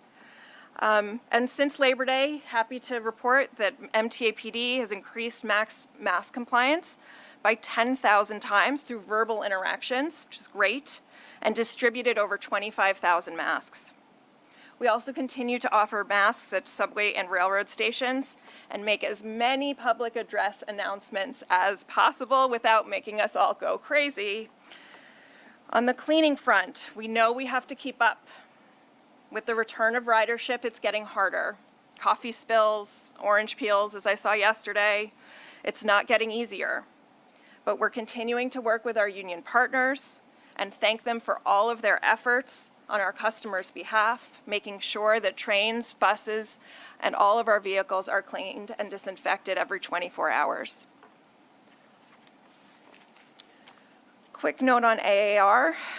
We all have noted that on-time pickup is the most important attribute to improve, so we've brought on additional vendors such as Arrow, Century Car Service, and we're working with Islander Car Service to provide more trips to customers. We're also offering sign-on bonuses, and you'll be seeing a new marketing effort on our digital screen network and through print ads, and thank you to Commissioner Khaleesi for that suggestion. So here's the trickiest one, perceptions of crime and harassment. We've installed cameras, yes. We've hired contract staff to help walk the platforms, yes. But what our customers say will really make the difference are uniformed police officers. 64% of current customers feel safer or much safer in the presence of uniformed police officers. So you will see our executive leadership continuing to have high-level dialogues with the city, ensuring we are doing everything we can to make our riders feel safe, to make our employees feel safe, and to get our customers out of their cars and back on transit. One important thing we need to note is that the NYPD does not currently patrol buses. So we need a plan on that front. We're working with MTA PD on pilot programs, but also encourage input from board members on what we can do. One thing we know for sure from the data, once lapsed customers return, perceptions of crime and harassment will come down. The system has never been safer, so once they get into the system, they recognize and feel that, but we need to get them into the system first. That's where our focus is. Cost of ride. This was also flagged, but we have great news as of last week. We're not raising the fares, and we're continuing off-peak discount through this fall.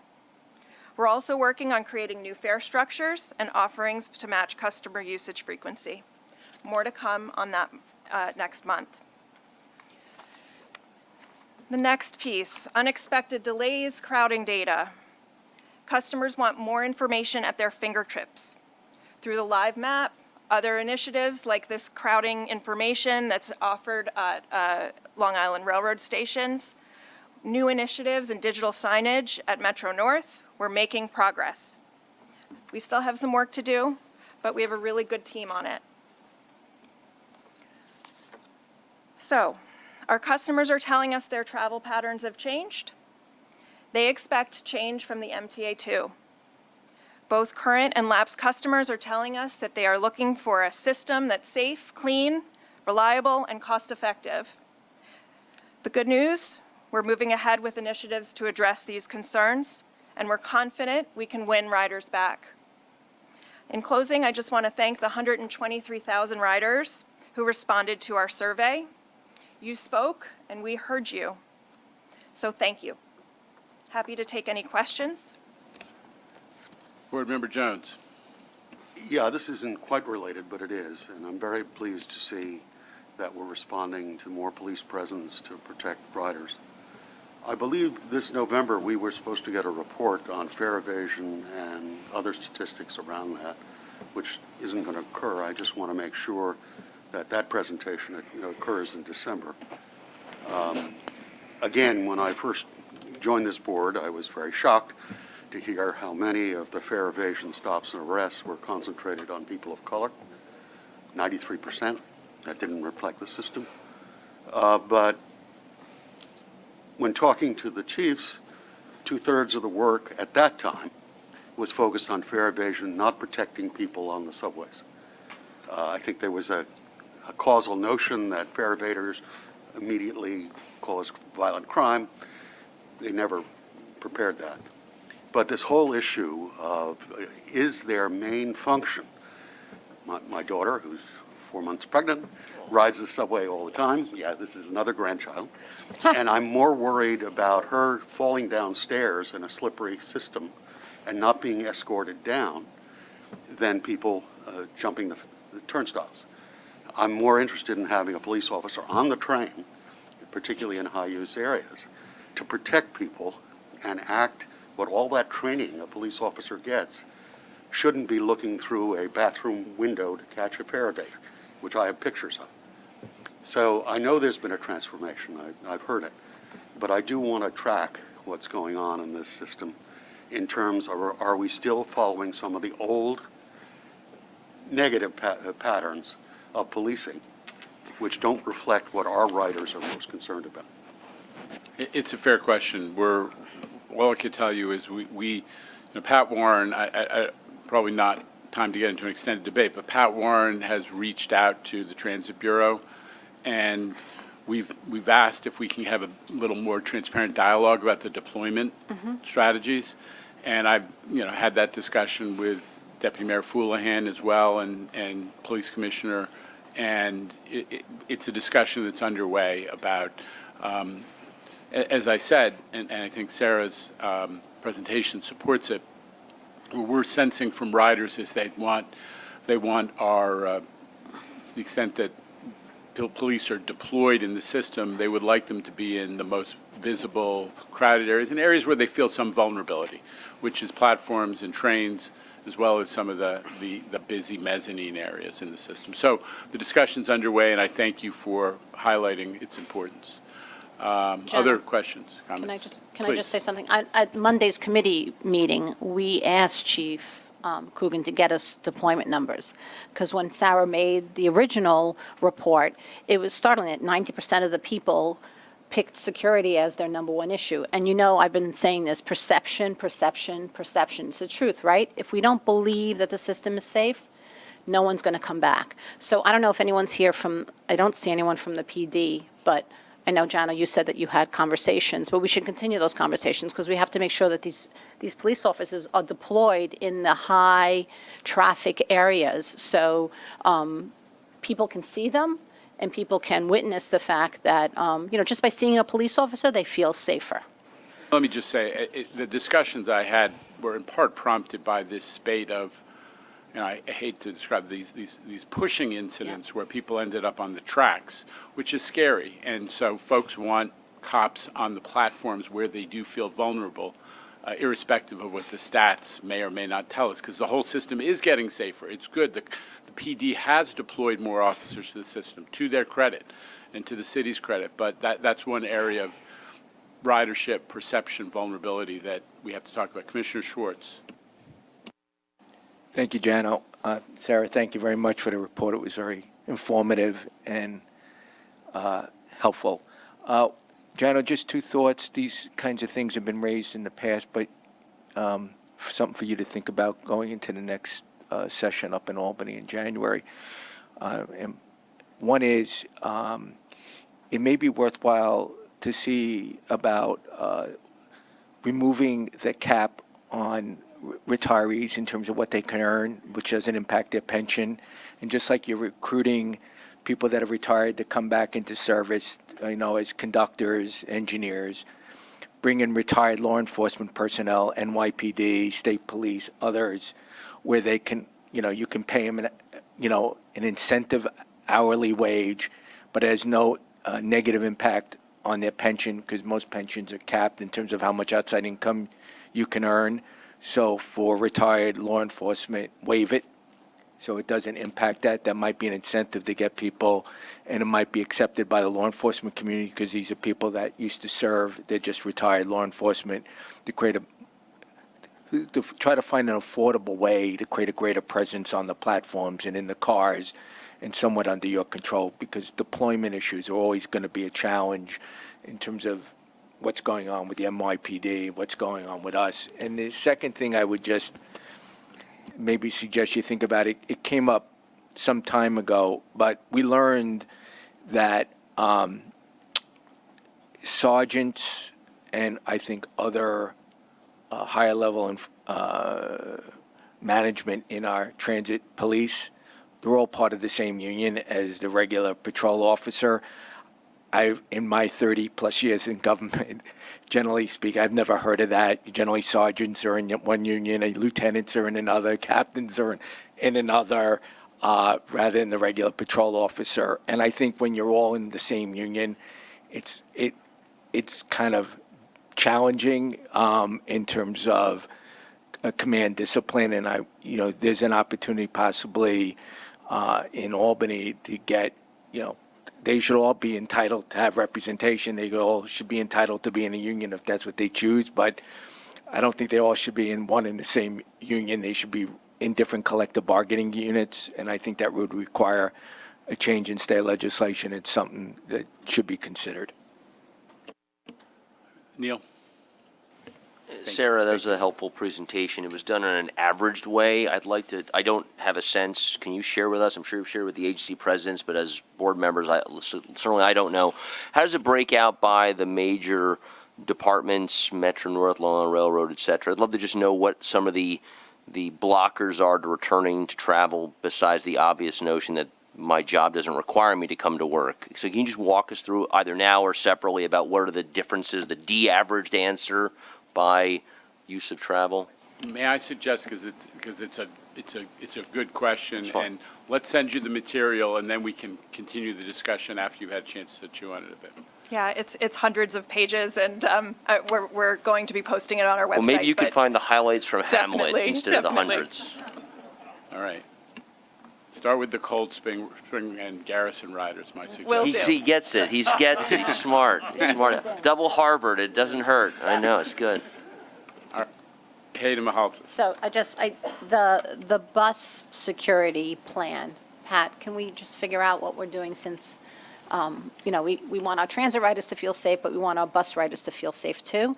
And I don't want to forget that part of the equation. Yeah, it's a challenging piece of the I know. equation, because there's like 6,000 buses moving at At any given time once, during the day, right.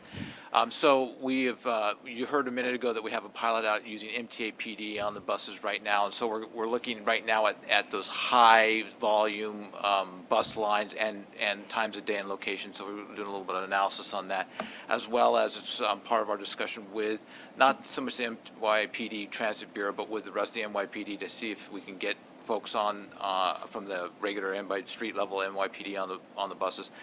And then we also have some security agents on the buses, and we're looking how we can expand that a little bit. Anyway, that's the general plan for that. Great. All right. Thank you. Becomes more, we have to deal with this because we're about to go to all-door boarding, and, bearing in mind David Jones' point about the fairness and equity of how enforcement's done, we're about to enter a new period in terms of how fares are collected in an environment, in the bus environment, and we need, in fairness, to have some enforcement. We're going more to a European model. Board Member Mack. Number one, you're not going to solve any of these problems unless you have more uniform and more police. Going back when the Transit Police Department merged with the New York City Police Department, we gave up 40 4,000, maybe 4,500 men and women, okay? And that brought the New York City Police Department up to 44,000 men and women. You have now 37,000 men and women. So you have 8,000 uniform officers missing. Okay, that's number one. David, answering your fair, these minor infractions lead to larger infractions, and you're right. Perception is the key. Every time there's something that goes wrong, no matter how minor it is, the media plays it up. There's nothing like a deterrent as a uniform. And that's my experience for 50 years.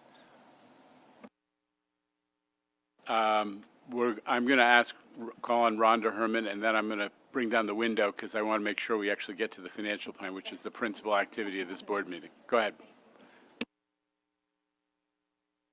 Thank you. This is our opportunity to just bring up thoughts, right? Okay, so one thought that I have, and in fairness to Neil, who's raised this since I've been on the board, about since we have capital money and we have the infrastructure bill that is giving us more to address that $1 billion somewhat difference in capital spending between Metro North and Long Island Railroad, and start to look at what we can do for our northern lines. I just would like that to be put on the board. It's a fair point, and we will talk to you about it. I just want to make it clear that there is a slight misapprehension that that the governor went to the signing ceremony and she came home with Samsonite luggage full of cash. That's not the way it works, and it's even more. But it's important. All kidding aside, there's just making sure it's appropriate. There's we have the infrastructure bill has $3.5 billion of additional formula funding in it for the MTA, but every other category is a discretionary or competitive program, but the ground rules of which are TBD. Now, the good news is, and I've said it before, is the categories are great for the MTA. It's ADA accessibility, billions of dollars for zero emissions buses, a doubling of the size of the CIG program, which is how major projects are funded, $30+ billion for the Northeast Corridor, which we have lots of facilities and needs on, even if Amtrak owns a lot of the infrastructure. So that's all good, but we don't have any guarantees yet. So as we work through the issues you've raised, I just wanted to just be borne in mind.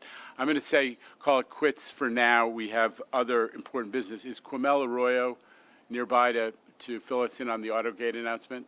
Quamel?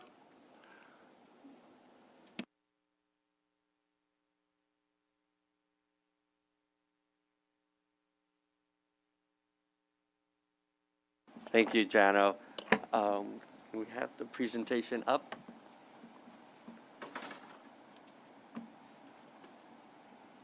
We're loading the presentation, right? Perfect. So when I first got here 7+ months ago, I had a conversation with you all about my goals for redefining what accessibility looked like here at the MTA, particularly who our stakeholders were, and decoupling accessibility from disability. Yes, we are servicing our 1 million plus New Yorkers with disabilities, but there's a larger stakeholder out there that relies on an accessible transportation system. So today I'm here to talk to you all about some changes that we've made, a proof of concept that we've activated looking at our auto gates. A lot of y'all are familiar with our slam gates. Before I got there, our slam gates throughout our network. We have about 1,600 doors throughout our network. Those doors are open with quite a lot of frequency, people exiting the systems, NYPD cops, EMS. There's a litany of keys out there of people going through those gates. And Pat Warren and I are talking a lot about, how can we reimagine this system? How can we reimagine the access into our network to not only, one, make it safer, to curb fare evasion, David, you're absolutely right, but three, really reimagine the access that we provide our clients getting in and out of our systems. We've heard from a lot of you in the transit committees about wide aisle fare gates as what we really want here. The ultimate goal is to introduce wide-out fare gates to our New York City transit system like you have at the Path, like you have in other systems like in BART, DC Metro. And I'll direct your attention to the icons on the BART systems over here, which really hit home that these wide-out fare gates are not just for people with disabilities, but you see their icons of a stroller, you see icons of a bike, a cyclist, and people with strollers. We heard from former governor that access to our stations is paramount to people coming in from JFK, from LaGuardia with luggage, and right now we don't have a system that accommodates easy access. So wide-out fare gates is where we're headed, and I've said at committee we currently have $25 million in this capital plan to install wide-out fare gates at about 200 plus of our stations, starting with all the ADA stations, of course.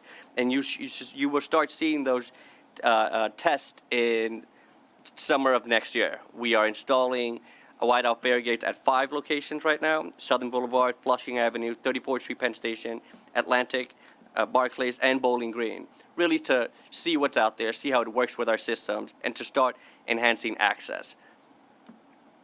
The wide-out fare gate that we're looking at, we had at J Street, Metrotech, for our customers to see. It's unfortunate that we had it out during the pandemic, so probably not a lot of eyes on the system, but we did have it out for people to get a look and feel, had some testing Metro cards for people to get a feel for what's to come. But the change that I'm reporting to you today is that of those 1,600 slam gates that we have in our systems, 200 of them are auto gates. And auto gate is this machine you see here on the display where 28,000 of our customers had reduced fare Metro cards to give them access into those 200 stations. That is for a person with reduced mobility for whom a turnstile was never a good option. 28,000 people had access to our stations through these gates. Now, I think if you're listening to what I just said, a lot more than 28,000 people need access to our system. So when I got here, one of the things that I started to look at was how can we expand access, enhance access to the rest of our customers, the parent with strollers, the tourist, that aging New Yorker with a shopping cart. So what we did was we opened up, we leveraged Omni and opened up the auto gates to the general public to use. That means that today, as of November 1st, anyone who needs access to our systems for whom a turnstile didn't work can now dip their Metro card, all with the exception of single ride Metro cards are able to be dipped to access the auto gate, or an Omni tap. This is Omni to the accessibility community, the disability community, but really, really leveraging our new payment systems to expand the access. And there's Commissioner Khaleesi there using the auto gate with his Metro card. But any of you all, if you need it, can tap or insert your Metro cards to activate the auto gate at those 200 locations. So it's really enhanced access already. Before this change, we used to see a couple of hundreds of dips throughout the system activating the auto gate. Today, without any big press announcements rollout, our customers are smart and the need is big. So you're currently seeing over 2,500 activations of the auto gate throughout the system. Now that might be an alarming number for a lot of you all, but to me it sounds like a lot more people need access to our stations for whom a turnstile did not work. So we are monitoring this very closely. We are looking at usage at 5 particular stations, monitoring it at J Street, Atlantic, 74th Street, Jackson Heights, Union Square, and Flushing to see who's using this, where are these thousands of users coming from? Is it parents with strollers? Is it people with luggage, carts, for whom the turnstile really doesn't work? And really we're using that as a case study to defend the investment in the redesign, reimagining of our systems for enhanced access.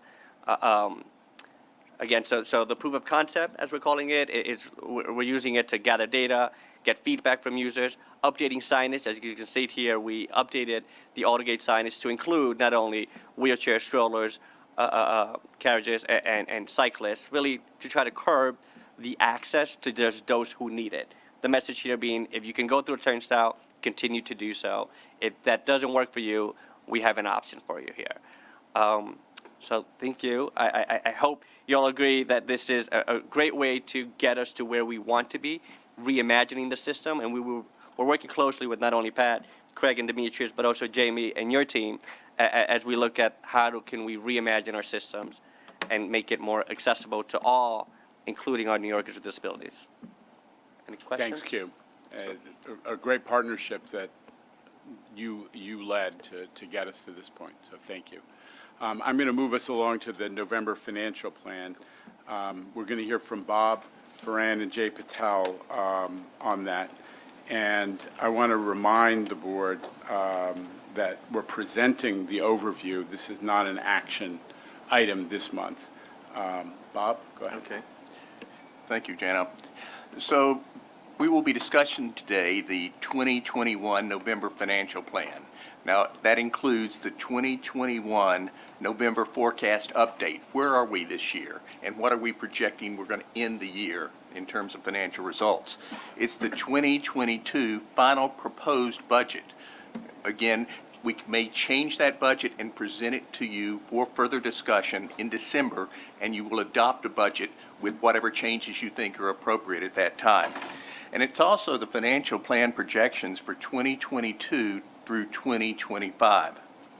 It's updating what we already presented to you in the July plan. Now, there's two pieces to the November plan. You'll have it on your director's desk, and it'll be on our public website. The first is Volume 1. It's really an executive summary. It consolidates all the budgets of each of the agencies. And it also lays out for you what we are proposing as policy decisions that you will have to consider in terms of adjusting or adopting a budget. Then it's Volume 2, which is each individual agency's detailed budget. So a lot of good information here, but certainly this Volume 1, the executive summary, will give you a very good overview of not only what we're planning to do for your consideration, but also the financial consolidated results. Now, as the chair mentioned, again, no action is required today. What we do is we put this out now. You and the public will have a chance to consider it over the next month. Okay? You'll come back with whatever suggestions you think are appropriate, and we can make changes. Then you will adopt a budget at the end of the year reflecting those changes. So again, Jay is going to walk through the details of the November plan, and then we can take any questions you have following. So Jay? Thank you, Bob. So let's first start by recapping the mid-year forecast or the July plan.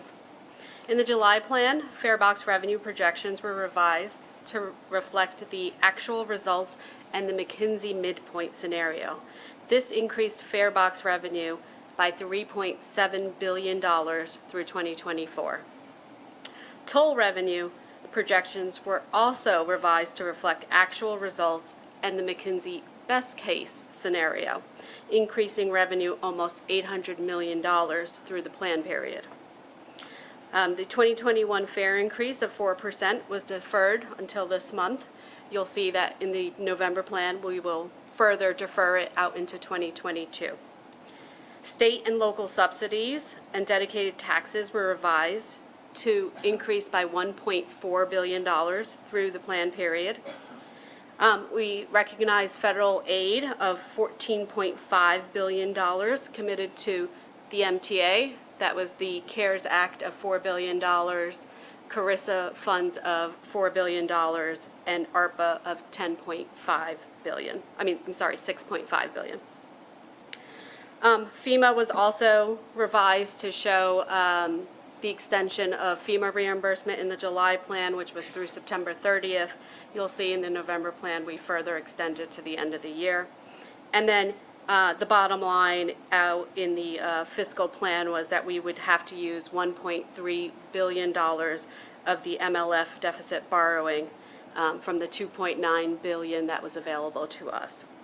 It also included service adjustments and 2-year wage freezes, and then also we recommitted capital funds from PAYGO.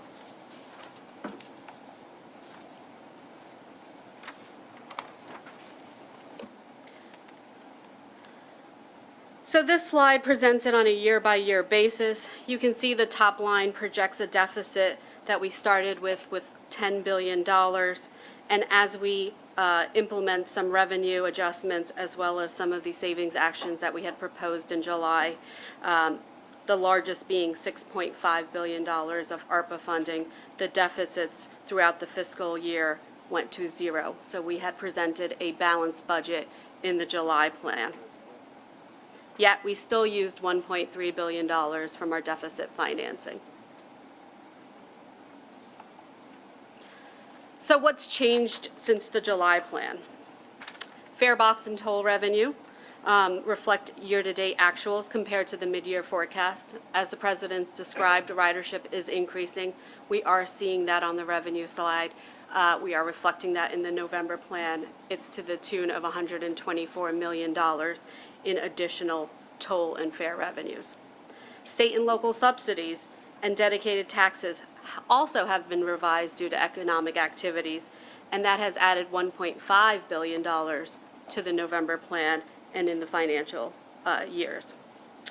In the November plan, we included new investments in the MTA, maintenance, operations, security, some IT and technology enhancements. Those totaled about $454 million. Also, there were some re-estimates of savings that we had in the July plan. Those were reduced by over $300 million. But on the positive side, we had re-estimates in the financial plan from our agencies, and we saw costs going down by almost $750 million. Those three items net to almost zero, coincidentally. So in the July plan, those are updates. I also mentioned that we are deferring the 2021 fare increase of 4% into mid-2022. This reduces the revenue estimate by over $100 million for the 22 fiscal year. Service adjustments and the 2-year wage freeze are no longer being considered. This eliminates savings of $1.4 billion as well. Also, FEMA has extended their reimbursement window through the end of the year, and that will see another $135 million in reimbursement for the activities that are pandemic-related in this financial plan.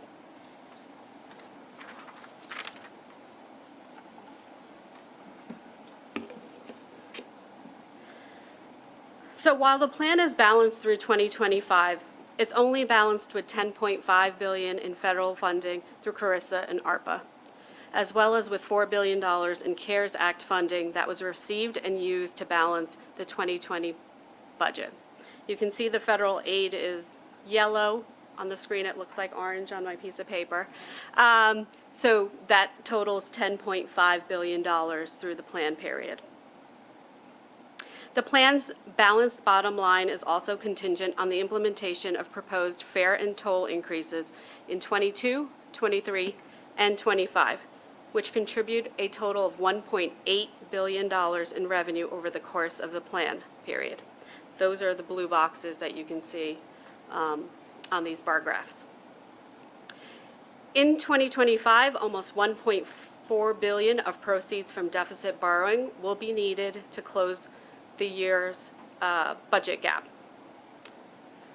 Without the fare and toll increases, federal funding, and the availability of deficit borrowing proceeds, each year of the plan would be substantially out of balance. $3.4 billion in 21, $2.5 billion in 22, $2 billion in 23, $2.5 billion in 24, and $3.2 billion in 2025. That's what would have been.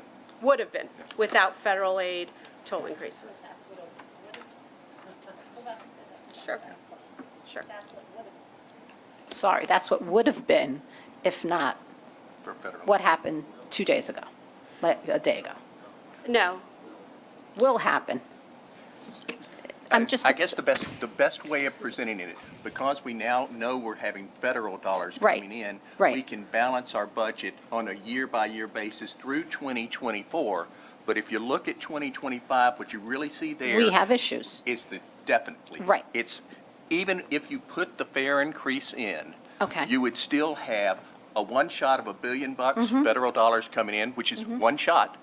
And you would need 1.3 of deficit financing. Right. So you really have a $2.4 billion Right. deficit. So can I just ask a question? The fare and toll increase you put in, what percentage did you put in? Did you put in 2%, 3%, 4%? What did you? It's 4%. It's a 4%. What we 4%. did, okay. Okay, Yep. you assume that. David Okay. Jones has a question. Yeah, Bob always expects. What would the debt service be on that 2025 as a portion of our budget? It's a little bit over 17%, which is more Is positive than what we within did in the July range plan. you're talking about before. Yes.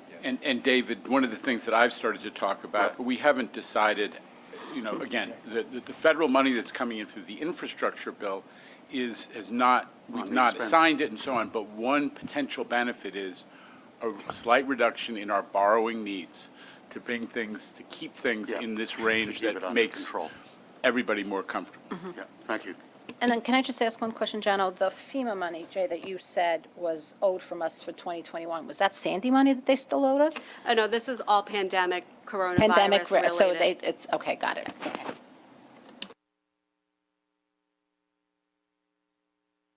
Oh, go ahead.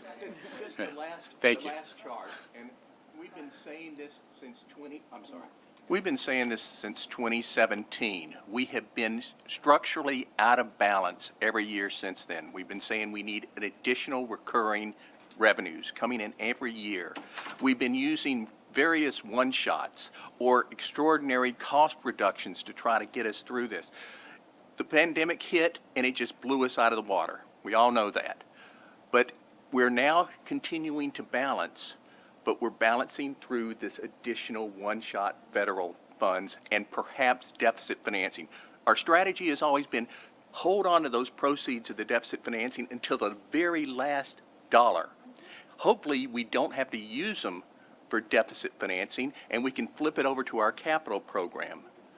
But we really still are structurally out of balance.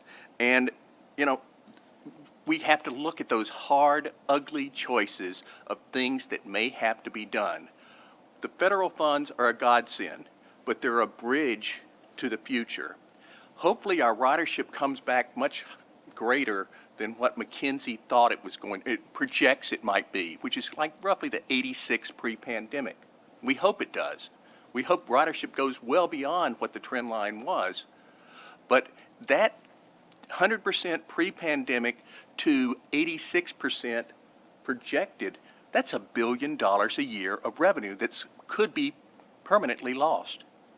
So the choices in front of us are not attractive, but we need to continue to have reasonable, appropriate fare and toll increases. That's up to you as a board to make the decision. You'll have public hearings and you'll go through it. We got to continue to try to figure out innovative cost savings. We've gone through a lot of cost savings on the non-operating side. We got to really now focus much harder on operating cost savings, which again has the potential, if we're not careful, of affecting service, and we don't want to do that. We got to have affordable wage settlements. We got to work together as a partnership with our, our unions to come up with efficiencies that can allow them to do their job, but perhaps can do it more efficiently so we can save money. We have to make sure that we align our service to what the public needs, okay? And the board has the ability to set service guidelines which will not require us to have public hearings, but we can adjust the service to what the public needs and wants. And that's what we got to be careful to do. And then as Jano mentioned, we are talking to the folks in Albany. We'll talk to the folks in the city. We've got to come up with annually recurring sustainable revenues, okay? Folks, if our expenses are growing greater than our revenue sources, it's only going to get worse. So that's the challenge and that's the risk in front of us. Again, thank goodness that we have federal dollars that are going to help us. But again, it's a bridge. It's not the solution. It's a bridge to coming up with something that we need to do for the long term. So that concludes our presentation. Happy to address any questions you may have. I'm going to call on Jamie because she hasn't spoken yet. Jamie. Yes, and I have a very unorthodox question, of course. So put on your imagination here. From a financial point of view, if you were hypothetically going to wave a magic wand and can make the peak rush hour twice as long and flatter, so it's not this for an hour, it's this for 2 hours, or whatever the duration is. In terms of train operations, maybe even bridges and tunnel, what do you think MTA could save in efficiencies? Is it more efficient? You're running cars differently. Has anybody ever looked at that? Because right now we're in a time where behaviors are changing. And you can imagine even a school system, city school system, where parents get an option to have their children start an hour late, and those who want it can raise their hand, where years ago it might not have been acceptable to flex your time that much. Has anybody looked at something like that? This is really a question for the agency presidents, but I would tell you that if the service did not have a peak and valley, if it was just flat, you could run it much more efficiently. When you have to meet the peaks, it means you're going to have to staff up for the peaks. So I'm trying to get the sense of what that value is, and if it hasn't been assessed, is it worthwhile to have some sort of back-of-the-napkin assessment of what that is? Let me just step in here and say, we will assess it. It's an interesting question. What I'm disinclined to do is to tell employers or to tell workforce, this is when you can come in. I'm saying it's an option. I want to react. That's why I said clearly it was an we want to option. get, what we've been doing, and again, we're being very open with the board about it because it's important and it's a strategic choice on our part, is our priority is to get the riders back. We want to make it easy. We want to make it attractive. There was a business decision. What you heard from the governor this week about delaying any fare increase was a business decision. This was not the right time to raise fares and send that wrong message. I agree. So we absolutely ought to study what you're raising because it's a really interesting and important point. But right now, our orientation, as you can tell from this, is get the riders back and respond to their needs and patterns. I agree, but I preface my question with it being an option to parents to elect, not one that is forced upon them. So if there were 50% of takers on this because their workplace allowed it, which you can imagine today might be more the case, not to force, it is a business decision that should not be imposed on the business. Yeah, I agree. Commissioner Lynn. So, Bob and Jay, thanks so much for one more extraordinarily concise and terrific presentation of putting forward so much information so succinctly and understandably. I think, as you both pointed out, the $14.5 billion of federal aid created quite a bridge for us, and then another $1.3 billion of borrowing on top of that. We've had some extraordinary work that was performed to get these dollars to have us survive, and I think that we all owe you all such a great feeling of relief, and I want to acknowledge the accomplishments you did. I want to point to this, which I think is not just an MTA issue, is a public sector, state, and throughout probably the country, which is this huge financial bridge has made it possible for so many governments and entities to survive when they would have collapsed and would have had to figure out just impossible decisions, have to make impossible decisions to avoid it. The incredibly important line I think you have in the end of your last page was finding and implementing innovative savings actions.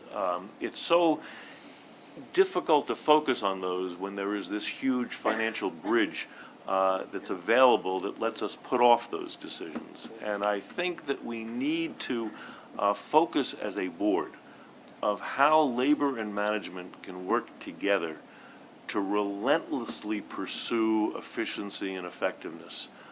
And we ought to start now. And the fact that you point to 2025 as the deficit doesn't mean that 2021 doesn't need to start down this road in a very effective and efficient way.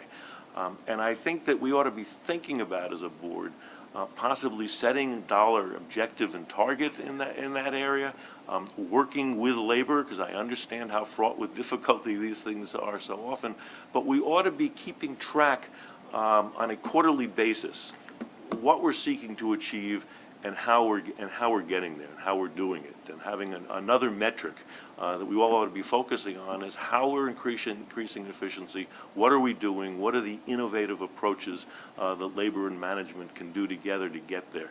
But I do think that second bullet on your final page is critically important for us, and we need to focus of how we get there really effectively. So by 2025, we can proudly announce, whoever is here in 2025, can proudly announce all of the achievements that have been put together over those 5 years to make us more effective and efficient. It's a good point. I think Commissioner Zuckerman was next, but Commissioner Schwartz after that. Great, thanks. Bob, you remind me of one of those great baseball players that, he's got 2 strikes and he keeps hitting foul balls, so he's staying alive, as everyone remembers from Little League, staying alive. It's amazing. You've been saying the same thing since the first day I met you, that bogey's out there, except the bogey just keeps moving. And so amazing what you and the team have done over many years for that. Second thing is I do appreciate you're always talking about additional revenue sources.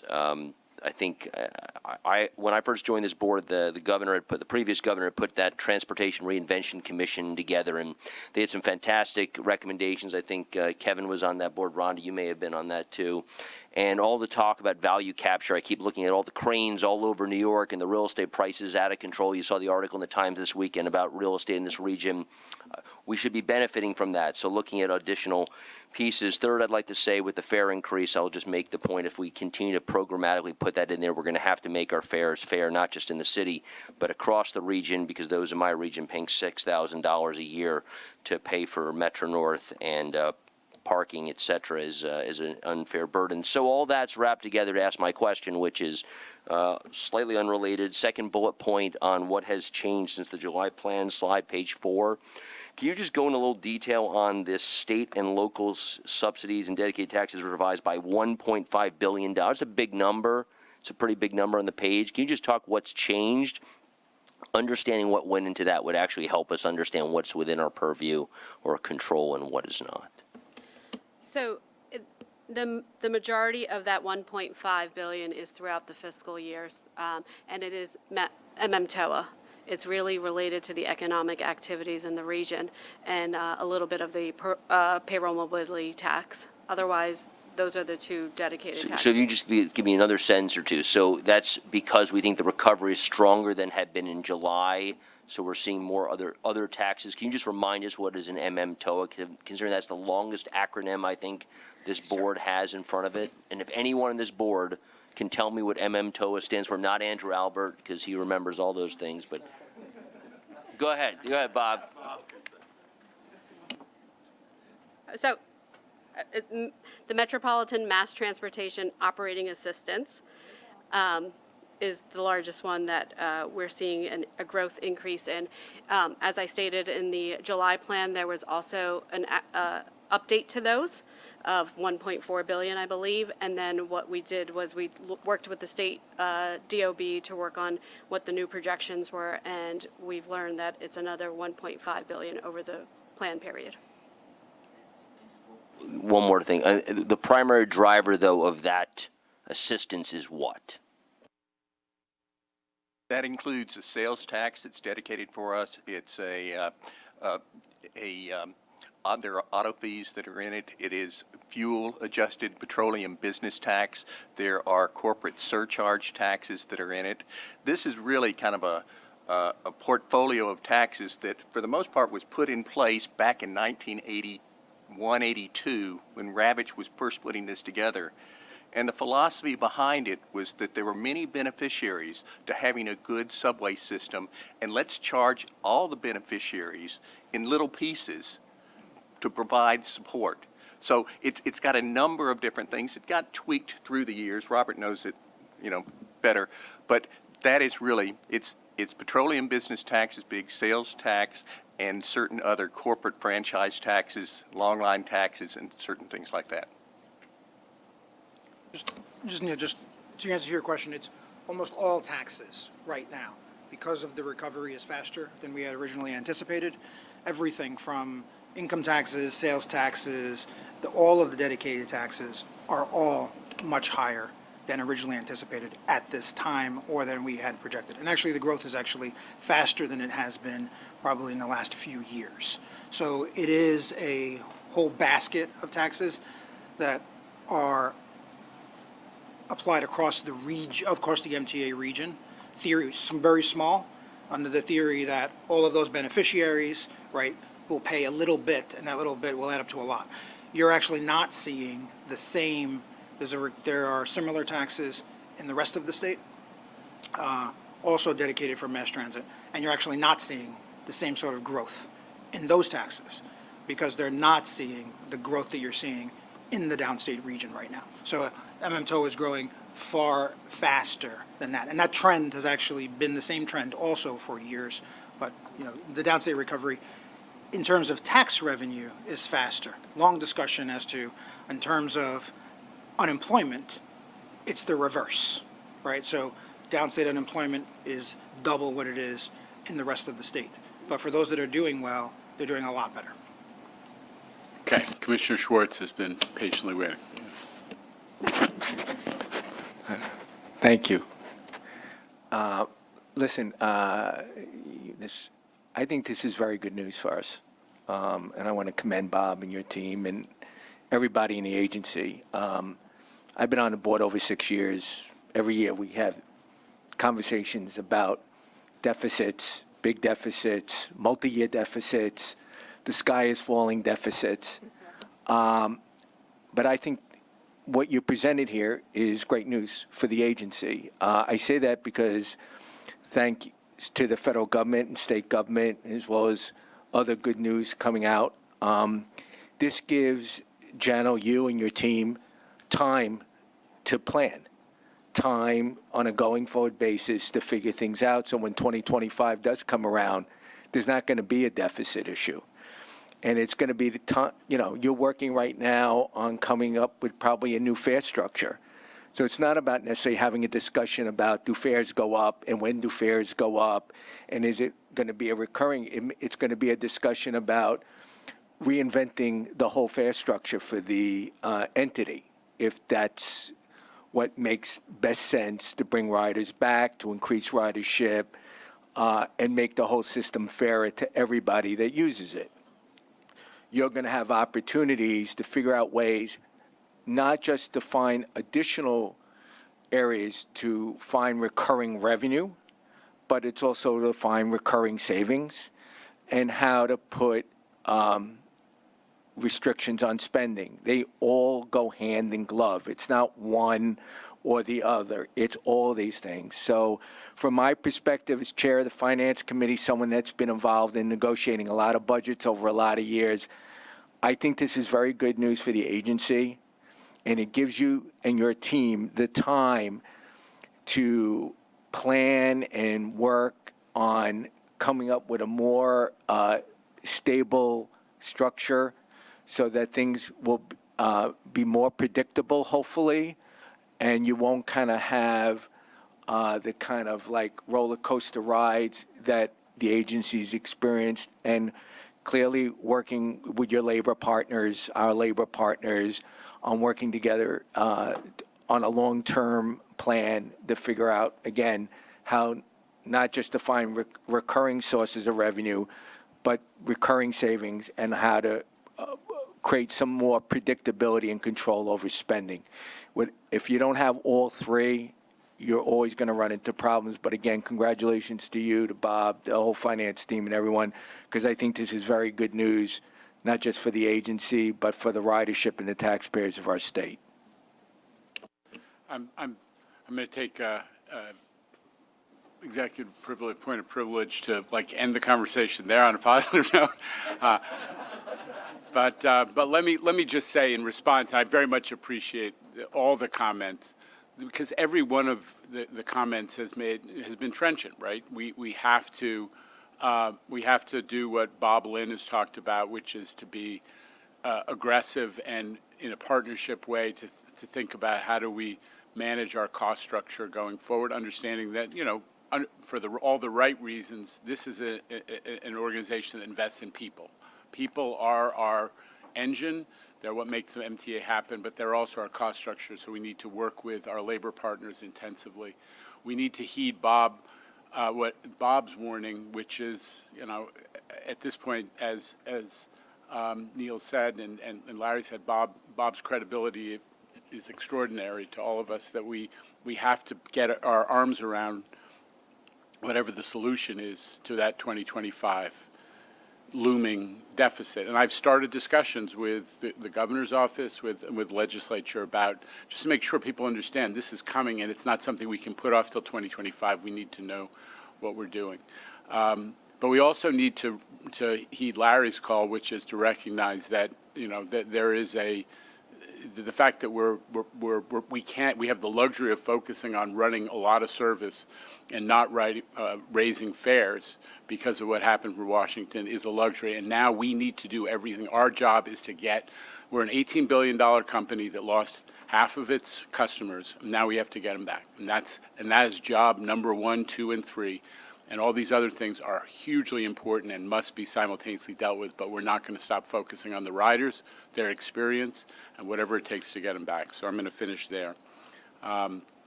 Thank you, Bob. Thank you, Jay. Really extraordinary work. We have to turn to the more routine board business at this point. Start with approval of the minutes, followed by committee reports. The minutes from the committees and from the October board meeting have been distributed. Are there corrections or omissions? Andrew. I'm happy to report the minutes are fabulous, and I move them. Any other comments on the minutes, positive or otherwise? Okay. All in favor? Aye. The minutes are approved. The Transit and Bus Committee, Chairman Mahaltis. Good afternoon, Chair Lieber. The New York City Transit and Bus Committee met on Monday and reports the following. There are 2 competitive items for New York City Transit for a total amount of $68 million. The committee recommends these items, and I move them.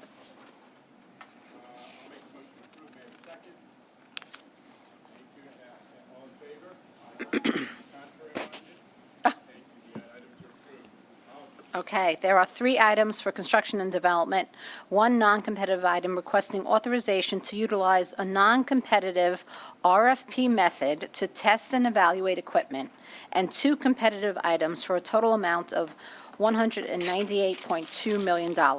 The committee recommends these items, and I move them. I will move them. Second? Second. All in favor? Please. Yes. One of that's 14th Street, right? Yes, Yeah. right, Jamie? Yeah, on 14th Street, I just want to make sure that the passageway between is accessible, because I know it's ramped, and I want to make sure that because I know there's a lot of elevators going in there. I just want to make sure that that's accessible. Part of the, yeah.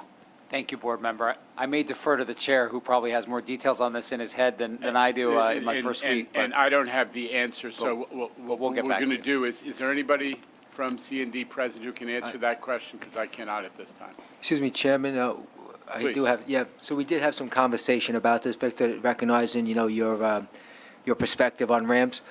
It is a design build, but we are going to go back and see if we do have the ability to add ramps to it. So we'll have to follow up with you. Yeah, just because I want to make sure that passageway is accessible. Yep. I don't want to Okay. miss an opportunity here. So if it's okay with you, Mr. Khaleesi, what we'll do is we'll take the action on the item, but we'll have follow-up to answer your question, make Perfect. sure it's addressed. Thank you. Okay, there's a motion on the floor. All in favor? Any opposed? Items carried. Hayden Mahaltis? This concludes the Transit Committee report, Thank Mr. you. Chair. The Railroad Committee, Mr. Law. The Long Island Railroad Committee and the Metro North Committee met jointly on Monday and report the following. There are 3 competitive items for construction and development being brought through the joint Metro North and Long Island Railroad Committee, totaling $58.7 million. The committee recommends these procurements, and I move them. I will make the motion. May I have a second? Second. All in favor? Any opposition? The items carry. This concludes the joint Railroad Committee report. Okay. B&T Committee, Mr. Mack. Good morning, Mr. Chairman. Good afternoon. Bridges and Tunnel Committee met on Monday, and there are no actions or procurements this month. And this concludes the Bridges and Tunnel Committee report. Thank you. Nice and short. Thank you for the very thorough report, Mr. Mack. The Committee on Finance, Mr. Schwartz. Thank you, Mr. Chairman. The Finance Committee met on Monday and reports on the following. There are 2 action items this month. The first item seeks board approval of contracts with various firms to provide financial advisory services to the MTA. The second item is to seek board approval of the revised MTA advertising policy that includes revisions to the MTA's advertising standards. The committee recommends these items, and I move them. Motion. Second. All in favor? Aye. Any opposition? Actions carried. There are 2 competitive procurements in the total amount of $18 million. The committee recommends these procurements, and I move them. Motion. Second. Second. All in favor? Aye. Any opposition? The actions carry. There is 1 non-competitive procurement in a total amount of $6.2 million. The committee recommends this item, and I move it. Motion. Motion. Second. All in favor? Aye. Any opposition? There are, Items carried. sorry. Go ahead. There are 4 real estate action items for this month described on pages 84 through 94 of the board book distributed for this meeting.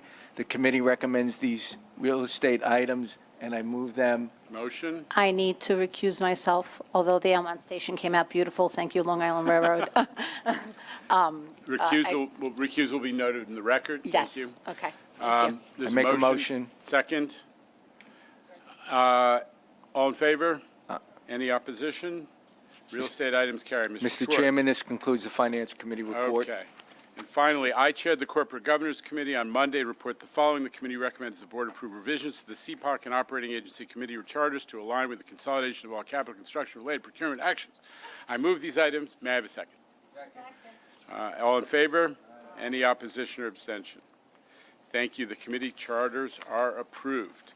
One final set of items to discuss are related to labor agreements. May I have a motion to convene an executive session? I so move. Second? Okay, all in favor? We are removed into executive session. While in executive session, the board discussed matters related to collective bargaining agreements pursuant to Section 105(1)E of the New York State Public Officers Law. We will vote on the collective bargaining agreements reached for various unions at Metro North and New York City Transit. May I have a motion to approve the agreements? Second? Second. All in favor? Aye. Any opposed? Any abstentions? The agreements carry. May I have a motion to adjourn? Second? Meeting is adjourned. Thank you, everybody. Here we go. Jano Lieber. I thought this was a great board meeting today.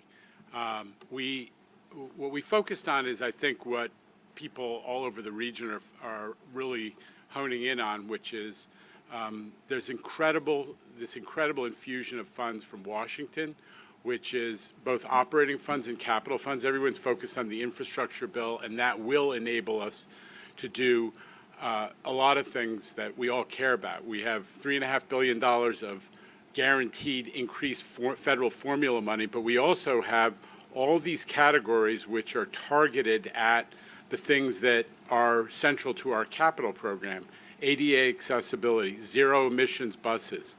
Amtrak got $30 billion more for the Northeast Corridor. It's not just for Amtrak, but for the Northeast Corridor, including the commuter rail operations. We have a ton of projects we want to do with that money.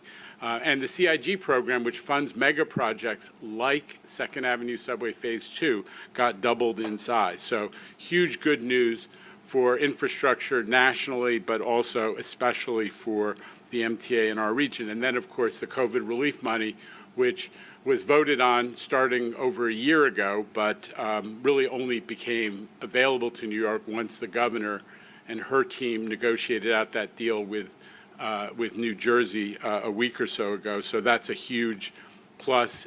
As you saw in the presentation of the financial plan, it staves off huge and dangerous or concerning deficits for some years. It doesn't mean we're out of the woods. We obviously have to address our long-term structural deficit, and you heard about that from Bob Ferran. But the other thing you heard about today was that this agency is totally focused on getting our riders back. We're totally focused on getting our riders back. That is the focus on the quality of service, and it's the focus on listening to riders. You heard that from Sarah Meyer. Never before has 123,000 MTA riders participated in a survey, a customer survey that way. And you heard it in every way in our focus on bringing people back to transit as part of both supporting the region's recovery, but also righting the ship for the MTA financially. So those are the themes. I think they came through today, and I was really excited by a very positive board meeting in the spirit of this board meeting. So with that introduction, let me answer the questions. And let's start with Anna Lay, who is new to the beat, joining us for the very first time from the New York Times. Good Welcome. afternoon. Welcome, Anna Lay. Just, David, can you help her with the microphone first day here? Thank you. Thank you. The language in the financial documents that we were reviewing said it had something about aligning service with service guidelines. Can we interpret that to mean cuts? Listen, what the financial plan does is very specific, which is it took service cuts off the table as a strategy for balancing our budget. It's explicit. That the document's explicit. The governor is explicit. I am explicit. That is the truth. But what that refers to is what we always do. We're a quality transportation provider, and we're going to look at the emerging patterns of ridership post-COVID as we come out of the pandemic to see how we adjust our service to meet what is actually the riders' needs and the ridership's needs and what the patterns of travel are. As you heard from Sarah Meyer, patterns of travel are somewhat in flux, and we want to make sure we make transit super attractive. It's essential for the success of the city. It's essential for climate change. It's essential for making congestion pricing a success, as it must be, that we meet ridership needs. That's what that language is referring to. All right, David Meyer, New York Post, right there. Let's see if Meyer can outdo his last month's. No jokes today, Jano. I'm sorry. Right. So, Sarah Meyer said something today about how, in light of the customer survey results, the MTA would like to see more police officers on buses. And TWN said in response to that federal infrastructure money earmarked for transit worker safety could fund that. So I have two questions. One, police officers on buses, there are thousands of buses, hundreds of buses out at any moment. It's just, how would that work? How would it be effective? It seems a little different than having a cop on every platform. And is TW accurate that federal money earmarked for transit worker protection could fund NYPD police officers? Honest answer, I don't know. I cannot answer the question of the eligibility of that particular funding source for that purpose. But here's the bigger picture. Number one, you heard the core concept that Sarah conveyed is we want our riders to feel safe. Crime is down all over the system. The statistics are very positive. Actually, major crime is, surprising to many regular New York, crime is at a 25-year low in terms of major crimes. But because of a lot of different things going on in the system, people do feel vulnerable in certain areas, especially on subway platforms. We want police to be present where people feel vulnerable.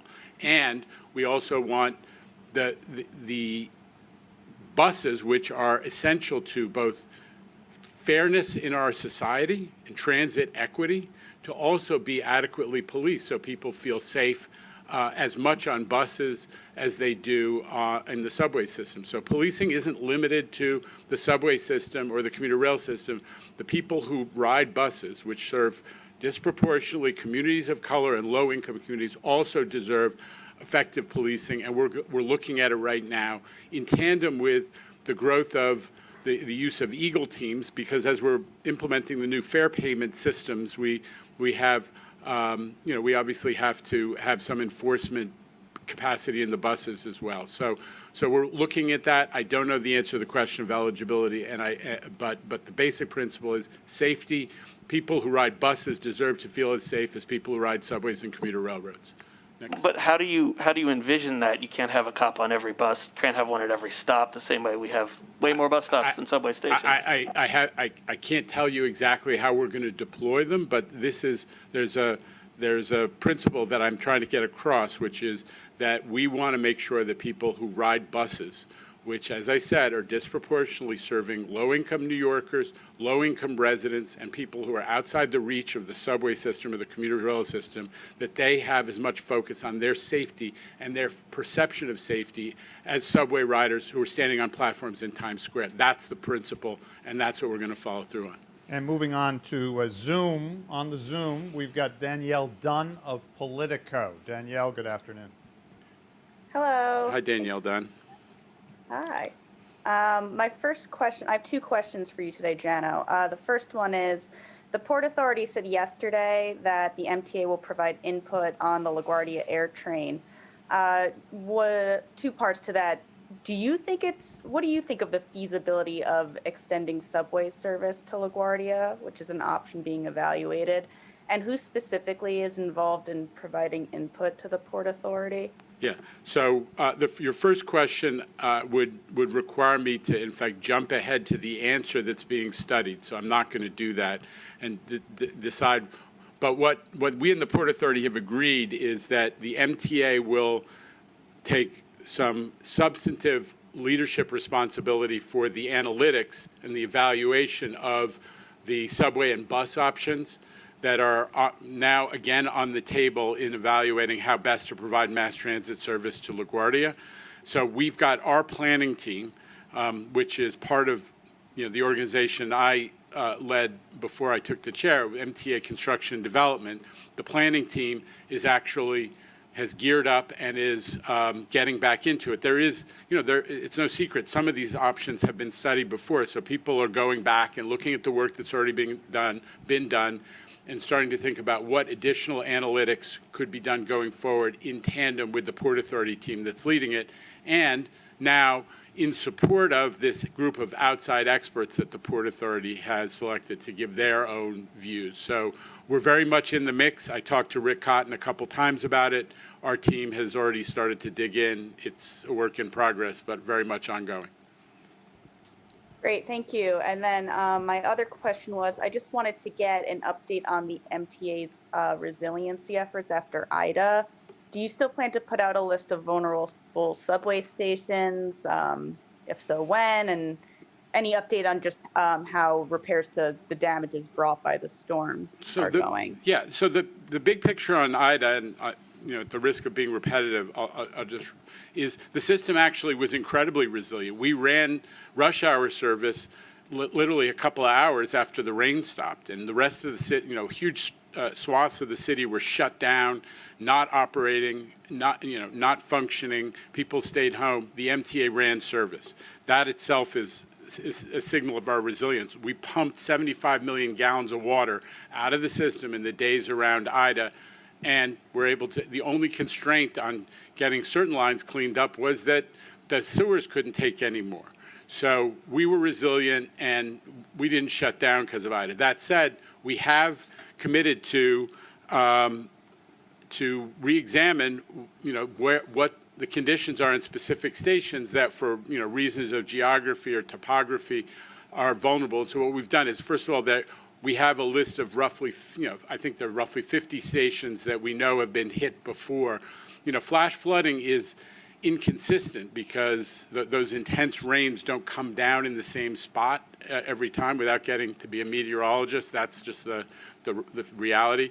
So it's not the same place every time, but we have a list of stations that have had difficulties in certain circumstances in the past, and we're looking at what can be done. We're actually going out week after week with city DOT and city DEP. This is happening at the staff professional level, and looking at those stations and trying to identify those vulnerabilities. In some cases, that's because the curbs, with the additional asphalt that gets piled on when they repave streets. The curbs have disappeared, so you have water flowing where it's not supposed to flow and not being properly drained.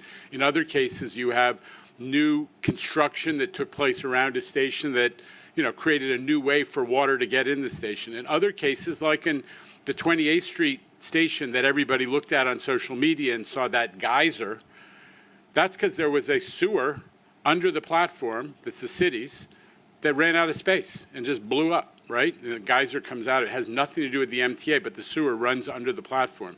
So you have to specifically expand a sewer capacity because it's not meeting the need that's out there. So they're going station by station, area by area, and looking at what can be done, what should be done to improve those things. More broadly, there's a discussion that we're having with the city about how are they going to grow their sewer capacity? Because in the area of climate change, that's the major force that constrains the ability to drain water and manage these sudden flash flooding situations.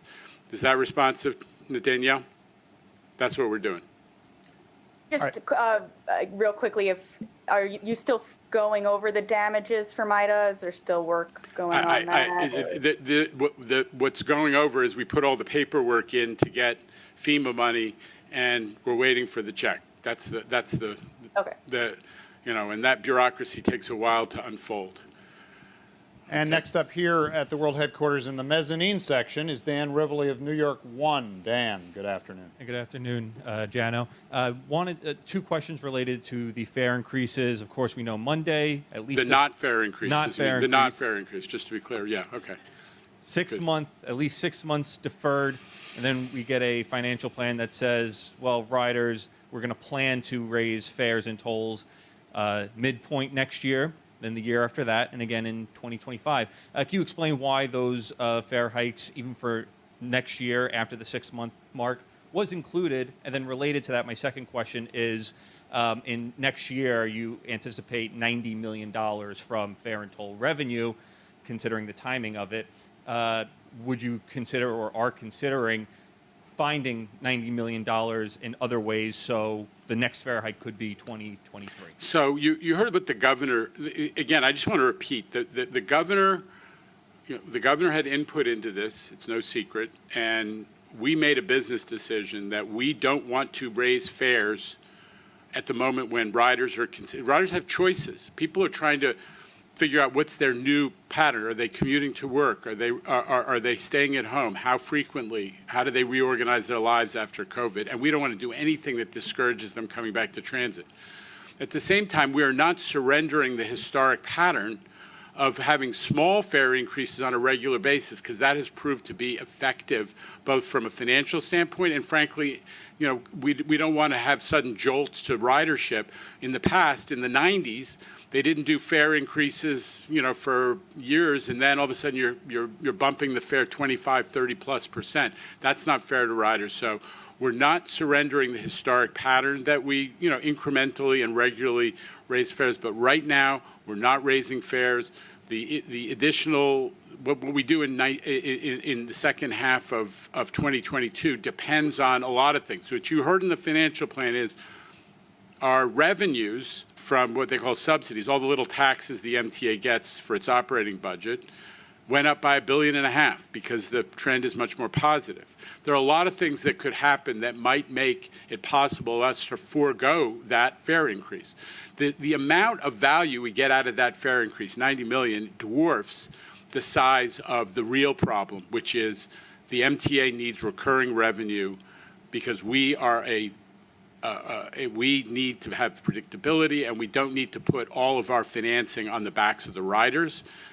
In future, we were always given a pat on the back that we recovered more of our budget from farebox than almost anyone else in the United States. My argument is we found out during COVID for New York, we're like the police, we're like fire department, we're like sanitation. We're an essential service that needs to be paid for, and it shouldn't be all on the backs of the riders. We're looking to Albany, not tomorrow, but in time, to provide a predictable recurring source of revenue so that it doesn't all become about the fare box. The governor says no fare increase for now, and that's our plan. And if you'll allow, just on the service levels, I hear what you're saying about the service cuts, and I heard your answer earlier. regarding service guidelines. Can you say whether, or even vow, that any changes in the schedule to subway service or bus service would be revenue neutral, that whatever changes you make to address crowding here or lack of ridership there will not be made to save money? Dan, you're a very smart guy, but I'm not going to let you define how we set service patterns for New York City riders. What I will say is that the financial plan is explicit. There are cuts to service cuts are not part of our financial plan going forward. Right now, we're trying to provide service that will be attractive, and it's very robust. We have lots of room on all of our services right now, all of our systems right now. There are individual trains or buses that may, get a little crowded from time to time, but broadly speaking, we have a lot of room. We want our riders back, and we're not cutting service. All right, we go from the 5 boroughs of New York 1 to the northern suburbs, where Thomas Zambito is standing by with the Journal News. Thomas, good afternoon. Hi, Jano. Wondering, today you said that bringing ridership back is job number 1, 2, and 3 for you. There's been some issues out in the northern suburbs, lower Hudson Valley, about morning express trains, whether they're, some lines in the August, when the schedule was revised in August, some lines lost those express trains. People want them back. Their ride into the city is taking a little longer. Are you rethinking that? Are you going to increase service out there? Fair question, Tom. Let me ask Kathy to come to the podium to respond. Thanks.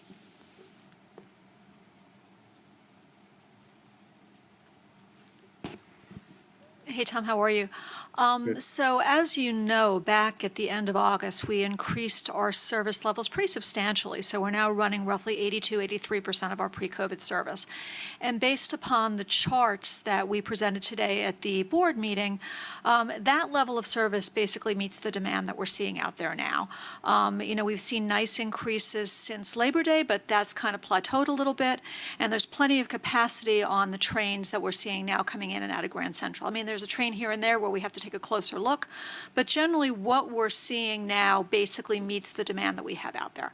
So when we went to the schedule change back at the end of August, it's not our pre-COVID level of service, right? And there are certain types of trains that are not running now. And we'll just keep an eye on ridership. I mean, you and I had this conversation back in June of 2020, looking out at the empty parking lot at Croton Harmon. Thankfully, ridership is coming back. We're seeing, people come back. They're riding at all hours. They're riding on the weekends, and we will continue to look at that very, very closely and make the changes that we think are necessary to be able to respond to the demand that we're seeing. Thank you. And let's come back to New York City. Kevin Duggan right in front of you, Jano, with AM New York Metro. Kevin. Hi, Jano. Thanks for taking my question. First, I have a second question after that. I want to follow up a little bit on what Anna asked and what Dan asked about the service cuts. I know we're going over it several times, but so you're saying service cuts will not be used to balance the budget. So can service cuts, yes or no, can they still be a possibility outside of that in some way?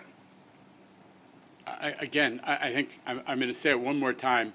We're not planning to cut service anytime, and in fact, we took service cuts out of the plan for 24 and 25. We want people not to be worried about cuts in service. We want them to think about how they're going to travel, how frequently they're going to travel, taking the greenest, most convenient, fastest way to get around town, and that's New York City. The MTA system, New York City Transit, and the railroads. So that's the answer. I think I've said it 3 times, but that's my third attempt. Okay, and then my second question is, I wanted to see if you could provide a little bit more insight into the talks with your working group about fare structures. We know that fare capping is something you're looking at. What else are you looking at? Are you looking at like for a MetroCard, different price for different distances, or are there any kind of other things you're looking at? Then my final question, just throw one more in. Are you ever going to open up bathrooms at the stations again? Okay, so the Fair Strategies Working Group is a board staff working group, and I think I'm going to let them do their work before I tell you what they haven't yet finished, right? So, but as I've said before, part of that is talking about how do we use Omni effectively, and one of the things that we're most enthusiastic about Omni is the ability to do what you call fare capping, what I call giving so that the customer gets the best deal, always gets the best deal. So they can swipe, they can tap and go with their phone, with their watch. Have you seen people are tapping with their watches now? The world is changing. 25% of our riders are using Omni. We want them to get the best deal. We want them not to have to think at the beginning of the month about whether they can shell out $125 for a monthly or whatever it used to be, and instead just have the confidence that they can tap and go in the system. The algorithm will give them the best deal that they qualify for. So if they hit the number where a monthly would have been their best deal halfway through the month, then they might get all the rides after that for free. That's a great, appealing prospect. That's what we're studying. We're studying other options like, alternatives to the monthly for commuter railroads, so that people who are traveling less than 5 days a week will get an incentive. All this is coming in the context of anticipating that we will go back to some kind of peak fare system on the commuter railroads come the beginning of the year. That was all expected and talked about, but we also want to have incentives for people in the commuter railroad territories to come back as well. We're talking about a lot of other things, but those are two general areas that are on it. And on the bathrooms, I think the answer is that right now, I think I've said it many times. Everyone's focused on our staffing challenges in the ways that have affected service. Although I'm really proud of how we have, creatively brought back a lot of staff so that we can turn the service delivery pattern in the right direction. But we also have shortage of other kinds of workers. So right now, we didn't feel like we were ready had the capacity to clean bathrooms, as well as to do all the other things. But we haven't, I don't want to give the impression that the issue is resolved once and for all, because it isn't. All right, he got 3 questions in there. Now we're going to go to the man who last month, right here in this room, set the all-time MTA record with 6 follow-ups, Clayton Gusa of the New York Daily News. Please don't set any new records. No, we're fine. I just got 2 topics I want to ask on. So the first is you laid out how you want to ramp up hiring and more MTA police. We ran a story last weekend about a polygrapher who you guys have now dismissed, who was found sending racist texts, appeared to have racial prejudices, and in some cases, according to some applicants, said that they were denied based on their race. And I guess my question is, we talk to people, black and brown officers at the MTA PD, and they say this problem goes much deeper than that. They described the police force as this kind of fraternal organization in which if you don't have a family member or a brother or a close friend to tip you off on when the tests are, how to take the tests, when the examinations are, then you are much less likely to get in. So the first thing I want to ask on here is, as you guys are hiring more MTA police officers to address some of these safety concerns that your riders care about from this survey, how are you ensuring that you don't have these kind of racial disparities? It's fair, but the part of the story that you ought to, in fairness, convey is I think our 45% of the MTA police force is non-white, so it's not where some of the uniformed services were, 10, 12, 15 years ago. The pattern that sometimes resulted in even litigation to diversify uniformed services. This is a force that is on the way. There's no reason to declare victory. You want a diverse police force especially, but there is significant diversity on the MTA police force. The other thing I would say is we want a broad pool of applicants, and so reaching out more effectively to make sure people know about test options and opportunities. Every time we talk to the legislature, they say we have people in our community who would love a chance for a a secure middle-class lifestyle afforded by an MTA job. MTA police might be one of them. So we want to work more with our stakeholders and especially our elected officials to get the word out about tests and other ways to access MTA employment. So I think that's something we're going to do across the board. It's not just for MTA PD. And the other point I would make is, while the polygraphing company that you're talking about, we're not doing business with anymore. So that was part of your story last week. But the bigger issue is that MTA, our hiring process includes a lot of steps. So I don't want your readers to be the misapprehension this was somehow the only step in determining whether somebody made it to the end of that process. There's a written exam, there's a physical exam, there are all kinds of steps in that process. We're not using that polygraphing company anymore, and we remain committed to a diverse police force, but diversity in all of our hiring. And then I wanted to ask about the financial plan. I don't think it's lost on anyone that the governor froze the fare increase until right after the June primary. And there is a kind of a fraught history with politicizing the fare. The MTA was in part. Well, it's in part because of what you guys do, right? Let's be honest, right? Yeah. You take but Clayton, let me just tell you that I think that's unfair. We made a business decision, and any business that's in the middle of COVID, that's lost half of its riders, that makes a decision that we're not going to raise our price point, you wouldn't criticize. 1975. Well, let me finish. Okay. Let me finish. So let's just be clear that when there's $90 million at stake in the scale of the MTA budget, it is not worth it to us to take chances with the motivation for riders to come back, and that's our priority, and we're going to keep that as the priority, whatever we do going forward, whether it's in the middle of 2022 or otherwise. So get that on the record, as well as the more cynical view. Go ahead. I guess the point is, in 1975, the fare jumped 30% from in the middle of a crisis after it wasn't hiked for a while, from 35 to 50 cents.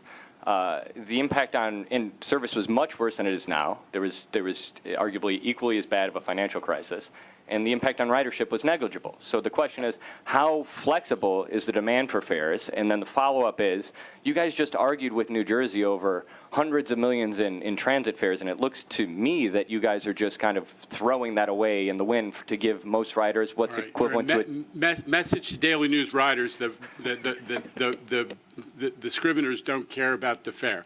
I care about the fare. I care about your readers. I care about the riders, because they are at this moment, when they're trying to get their lives back together, deciding how they're going to organize their lives. I want them to be incentivized to take MTA, to take mass transit, to come back to the greenest, fastest, easiest way of getting around the system. And we decided I think it's a responsible decision. That's my strongly held view, to not push the fare at this moment. Are there future times when we will, as I said, resume the responsible pattern that's been successful of small incremental fare increases over time? There may be very well times, but right now we got to get our riders back, and we don't want to play with their incentives. And next up is Steve Burns on the Zoom machine. Steve from CBS 880 Radio. Good afternoon. Afternoon. Thanks, Tim. How are you, Jano? Steve. Wanted to go back to this interesting discussion about the perception of crime versus reality on the system. And I guess what, in effect, you and the other leadership here are saying is that it's a misperception because the system has never been safer. So why continue kind of perpetuating that misperception by saying we need more of a police presence versus pushing back on the misperception and maybe making more of a PR effort to say the system is safe and keep bringing more cops on, especially after how difficult it was with the city this past spring? Kind of becomes a vicious cycle. So how do you go about balancing that? So Steve, will CBS 880 pledge not to cover when someone gets pushed onto the tracks from Times Square in the middle of rush hour? I mean, we have to deal with riders' real perceptions, which you're part of the ecosystem in creating. The riders are generally, what we're hearing, and you heard it from Sarah Meyer today, is that when riders come back to the system, their concerns about safety tend to diminish in relationship to more conventional concerns about the system, on-time performance and service in general. We want our lapsed riders back. And one of the things they're telling us, 64% of them, is they're concerned about safety on the system. And they're hearing stories about this spate of subway pushings and some of the other troubling events that have taken place recently. I'm not going to argue with my riders. And frankly, I think they're entitled to feel, if they feel vulnerable on a subway platform, they're entitled to, attention. And I want to provide them with that assurance that of safety. And that's why I've reached out to the NYPD in the spirit of partnership, because we're not haranguing anybody. We're reaching out to them. We're saying, we know that you have brought additional officers into the system. We recognize that that has resulted in a reduction in serious crime, but we also want a deployment to focus on areas where people feel vulnerable. Right now, that includes subway platforms. Maybe tomorrow it'll include another location, but right now it includes subway platforms and on the trains, and we're asking for their partnership to look at that issue. So that's how we're doing it. We're not doing this to sound the toxin on anybody or raise anxiety. We're doing it because we're responding to riders who are our customers. Let's stay with Zoom for a moment. Ben Kabak, Second Avenue Sagas, is waiting with his hand up. Ben. That I am. Hi, Thanks, Ben. Tim, Jono. Just to shift focus a little bit back to the Second Avenue subway, I know you mentioned it before. I was looking through the CPOC books. I didn't see any planned update on it for the next year. In light of the added federal funding and previously planned timelines, which at one point contemplated a groundbreaking in late 2019, is there a current timeline for phase 2, and when can we expect an update to the board or the public? It's a fair question, Ben. I think I've said it before, but it all depends on the federal grant. Our capital program had an expectation of the federal grant would be acted on consistent with the way they act on other projects in the 2019 timeframe, that it would be moved forward to the next phase. Not to be technical, but the FTA has moves major grants forward to the engineering phase. And we thought they were going to do that in 2019. It's been sitting and waiting for 2 years. We're optimistic because the CIG program, which funds grants like that, has been doubled in size, but we don't yet have an assurance on that. So that is the source of the uncertainty, is not, again, us not getting our act together. We are pretty ready to go. And what we need is assurance that the federal money is coming, and we're more optimistic now that the infrastructure bill is passed with that doubling of the CIG program. Ballpark, once they approve this, how long would it take until shovels are in the ground? Fair question. I think that we could start utility relocations reasonably quickly, but remember, Ben, again, you know this stuff, but the moving us into the engineering phase is not the final approval of the FFGA. So we need to make sure we have enough certainty that we're getting the grant, which might take a few months after the moving to engineering, that we could actually start construction. So we have a utility relocation package, which is the first major piece of work that needs to be done. There's a lot of 19th century infrastructure under 2nd Avenue north of 96th Street. And we need to do heavy duty work there. We're ready to go in reasonably quick order. Once that certainty arrives, that's what's guiding the schedule. And back here at the MTA World Headquarters, Michelle Kasky of Bloomberg News, right in front of you.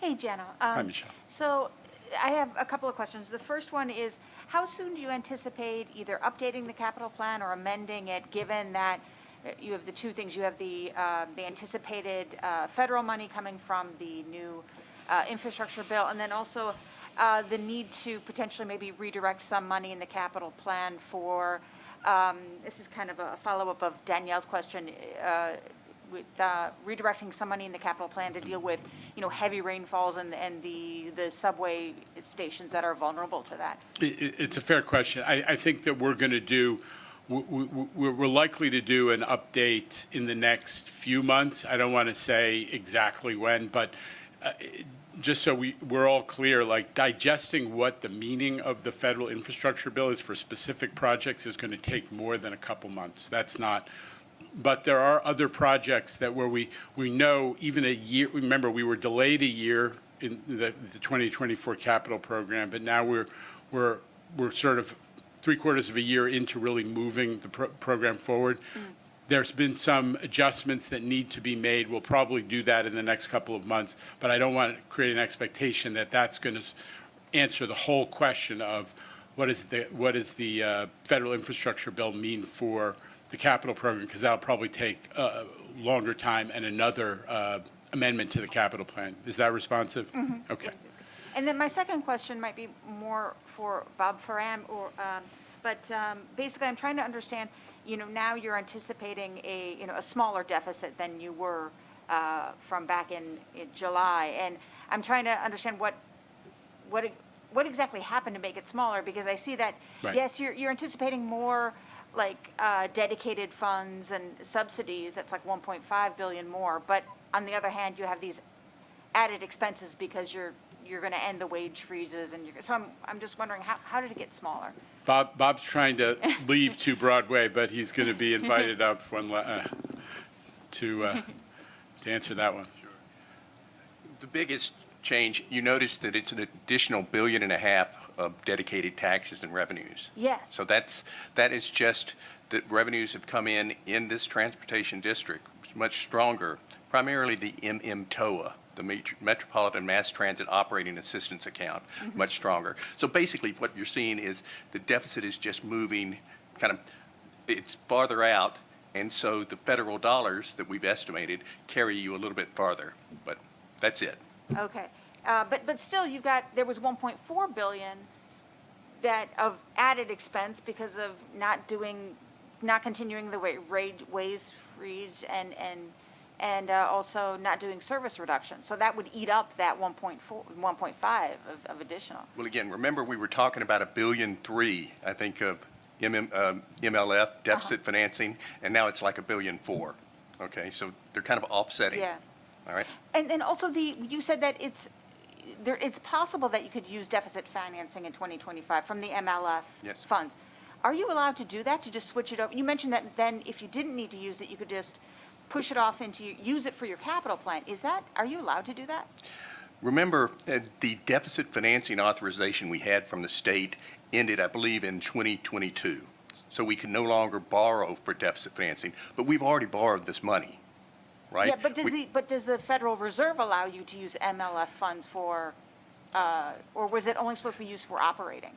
We're going to have to repay it. Okay. Okay, so the Federal Reserve loan, I think, goes to 2023. So we're going to have to repay that either by doing a short-term borrowing or a long-term debt. So at that point in time, the Federal Reserve is paid off. We now have debt proceeds, and we don't want to use it for deficit financing unless we absolutely have to. We'd rather say we've solved the problem, and now we're going to use that for the capital program. Okay. Thank you. Sorry to You're get welcome. so in the weeds. Thanks. All right, and right next door, we've got Dave Colon from Streets Blog. Dave, welcome. Hey, Jana. Thanks, Tim. Hi. I got two for you today, Jana. One is there's a bill that some advocates are asking Governor Hochul to sign. It would bring cyclists and pedestrian representatives to the rider councils that the MTA has, and those people would be responsible for making a strategic plan to integrate those modes into the MTA's future planning. But there have been reports that the MTA has lobbied the governor not to sign the bill. So first, with this one, are those true, and would you want the governor to sign this bill? Well, I think the bill that was passed, but the bill's already been passed by the legislature, but right? she has to sign it. So it's I think the principle is one we support, which is that bicycle and pedestrian advocates should be part of the PCAC and the whole ecosystem of the MTA's decision-making. The question is, I think the discussion that is going on is how best to accomplish that. And, it's, as far as I understand, it's a work in progress. I'm not close to it about how that ought to play out. There's a lot of, we are enthusiasts about bike and pedestrian activity because it really complements what we're a mass transit agency, right?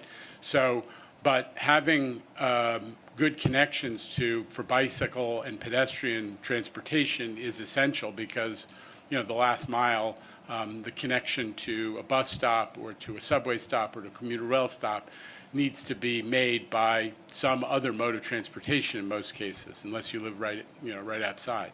So, so we're enthusiasts about bike and pedestrian. We want more bike racks, more bike storage at our terminals. We want better connections in all kinds of ways. We've added.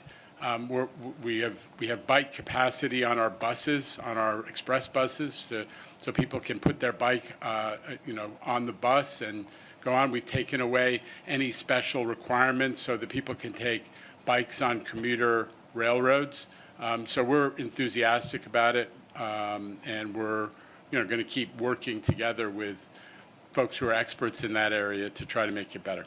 Just before I move on to the other one, I mean, as far as the bill goes, is that to say no one is lobbying to not have it signed? I think, like I said, I don't know exactly what's going on in Albany, but the MTA supports the principle of having bike and pedestrian participation in the PCAC, in our advocacy ecosystem. The specifics of how to accomplish it may be subject to discussion. Okay. And then for the second one, do you think there's any kind of future where New York and New Jersey kind of get through the commuter rail specifically, can get through the politics involved and create a more regional, unified, rail system that serves the whole area? And what do you think we have to do to get to that future? It's a good question. I think that is something for us to point towards and push towards. I mean, the reality is we have a political system that still has these two sovereignties, and people who are elected on opposite sides of the Hudson and have responsibility specifically to the folks that they represent. But, I've always been a supporter of regional thinking and regional planning. It goes back to my days in USDOT when we were in the early stages of implementing the ICE-T bill, which had regional planning as its centerpiece. So I'm enthusiastic about it. I've had a great relationship with New Jersey Transit. But we right now still have the political system, and the way the money comes to us is ultimately it comes to these different systems. So there's a push-pull that we have to overcome to have more effective regional planning. Do you think it could be worked out, or is it some impossible dream? Not an impossible dream, not at all. And there's natural collaboration on almost everything. We all are aware of one area where, leading up to the election day, there was a drama about splitting, how you allocate the COVID relief money. We got through that, and somebody asked me I think it was Clayton asked me what the formula was used to resolve it. And I said the old-fashioned formula. It's called compromise, and that got us there. But we're going to look for opportunities to collaborate with our brothers and sisters in New Jersey and in Connecticut, and we have constant dialogue with them, which is very positive. Obviously, Penn Station is shared facility.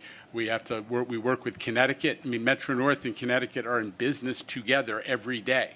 So these are good relationships. They occasionally, a little drama spill into public view, but overall, very good relationships and a lot of trust and collaboration. And we move on to the final two. No drama out on Long Island, Jenna, where Alfonso Castillo has been patiently waiting. Alfonso, good afternoon. Alfonso still wants to be back with Sparky from yesterday, right? Yes, that was fun. I have a question related to that and one other one. First, I heard you mention today, and I think also yesterday in Elmont, that the third track project remains on time and on budget. That seems to very much be in question without any movement and the litigation with Garden City. The MTA's attorney said in a letter that if that situation wasn't resolved by August, then the project would not meet its December 2022 deadline. Here we are now in late November. And as far as I know, still no movement. So at what point do you call this project no longer on time or on budget? Well, look, Alfonso, what I also said to you, I think last time you answered this question, is that we will turn ourselves into a pretzel to preserve the schedule of third track, because that is, it's no secret to you, it's a project that I'm personally invested in. We're super proud of. It's a model design build mega project. And, you know, we're still hoping that one community is not permitted to delay a project that benefits, you know, so many different Long Islanders and the island at large. We don't understand how that could happen. And we're really hoping that, you know, we won. There was a lawsuit. We won across the board about whether Garden City could delay the project because they were dissatisfied with how the utility poles were on, in their view, the wrong side of the tracks. And we won, and then they've succeeded in refusing to give us a permit, which is a ministerial exercise. And we went into court, I think, 3-4 months ago and asked for emergency action, and I don't know whether the Nassau County courts are closed or operating differently than they were pre-COVID, but I don't understand how requests for emergency injunctive relief couldn't have been acted on by now, but you know, I'm still hopeful. So we are going to work our tails off to make sure that no matter what, that we figure out a new way, if necessary, to try to circumvent the dramas that have been created by this small claque of folks in Garden City. And then a simple question. I saw the press release about selling the naming rights to the new Elmont station. Is this maybe a new strategy throughout Long Island, in as much as that's a potential new revenue source for major employers? Is this maybe an idea to let them buy the names to railroad stations? Listen, the MTA's historical position, I mean, is that what you really need, the first principle is that stops are not, we're not, you know, selling the Allstate Arena. We're not selling the names just to the highest bidder. We choose it when we do those kinds of deals, in large part when it is a place identifier, when it's a significant landmark at that location. So we have to balance that principle against the economics. You know, the economics are not going to change the MTA's budget, but if there are opportunities where there's a commercial entity that wants to have their name on a station and it's consistent with the principle that you're identifying a place name, not just selling the naming rights, we'll definitely look at it. All right. The Sparky reference, of course, was Sparky, the mascot of the New York Islanders, who was with us all at Elmont yesterday. We'll close it out with Jose Martinez of the city right here. My God. Jose, take us home. Hi, Jano. I hope this is a fair question. While subway ridership and bus ridership are still climbing back, on paratransit, you're back at about 80% of pre-pandemic levels. At the same time, the service has slumped, and you've, of course, had people talking about that today. Yeah. But realistically, how much can be done, given that it's a service level service tied to transit and the driver shortage that you're facing right now? Look, it's a fair question. You know, we want to serve the paratransit population better. I think that I speak for everyone at the MTA. We were doing pretty well during COVID when there wasn't a lot of traffic on the streets. It's gotten a lot more difficult as traffic congestion has come back. And on top of that, we have this tremendous shortage of drivers. So, but we are attacking the issue, and I'm going to invite Craig to come to the podium to describe some of the things that he and his team are looking at. So I think, Jose, your point's well taken. I think similar to what we've, done on the subway side, we're going to leave no stone unturned. We're going to work with our vendors, and we're going to try to increase capacity. Traffic is definitely impacting that system. But I think, in working with our vendors, we have opportunities to, have similar results as we've done on subways. So, go ahead. Did you want to follow And up? Craig, you flicked at it during the meeting, some things coming up. Could you give us some sense of what that might be beyond the hiring, of course? So, I mean, if you look at the dedicated carrier side, we've been steadily increasing in regards to hiring. I think back in August, we were about 22% vacancies. I think we're at 16% now. Again, it's all about outreach, working with Sarah Meyer on some of the marketing campaigns to bring on carriers. And we're doing something similar on the broker side. We're onboarding 2 new brokers, as we had said on the committee. We're working with them to onboard their drivers. And again, we're going to look at, really what's the crux of the issue. We do know when we take a look at the data, prior to the pandemic, I think there was something like 90,000 TNC e-hail drivers. Currently, we're seeing about 60,000 unique drivers a month. And similar on green and yellow taxis, it was up around 22,000, and we're at 8,000 right now. So again, we know that there are driver shortages, but we need to find ways to attract drivers. And again, these driver shortages are not just around paratransit. There go buses, school buses. We've seen the similar issues. We've seen, truck driver issues. It's all about, garnering up, resources and making ways to, onboard more and more capacity. And we'll continue to do that, and we'll have more information as we move ahead.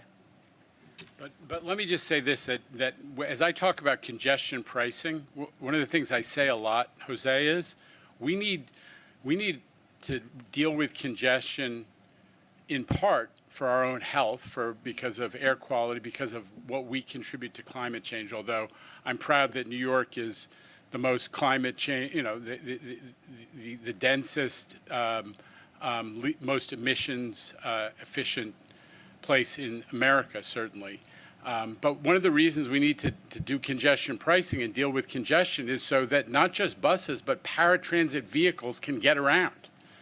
So we need emergency vehicles to be able to get around. We need buses to be able to get around. We need paratransit to be able to get around. And when the streets are clogged up with people who are,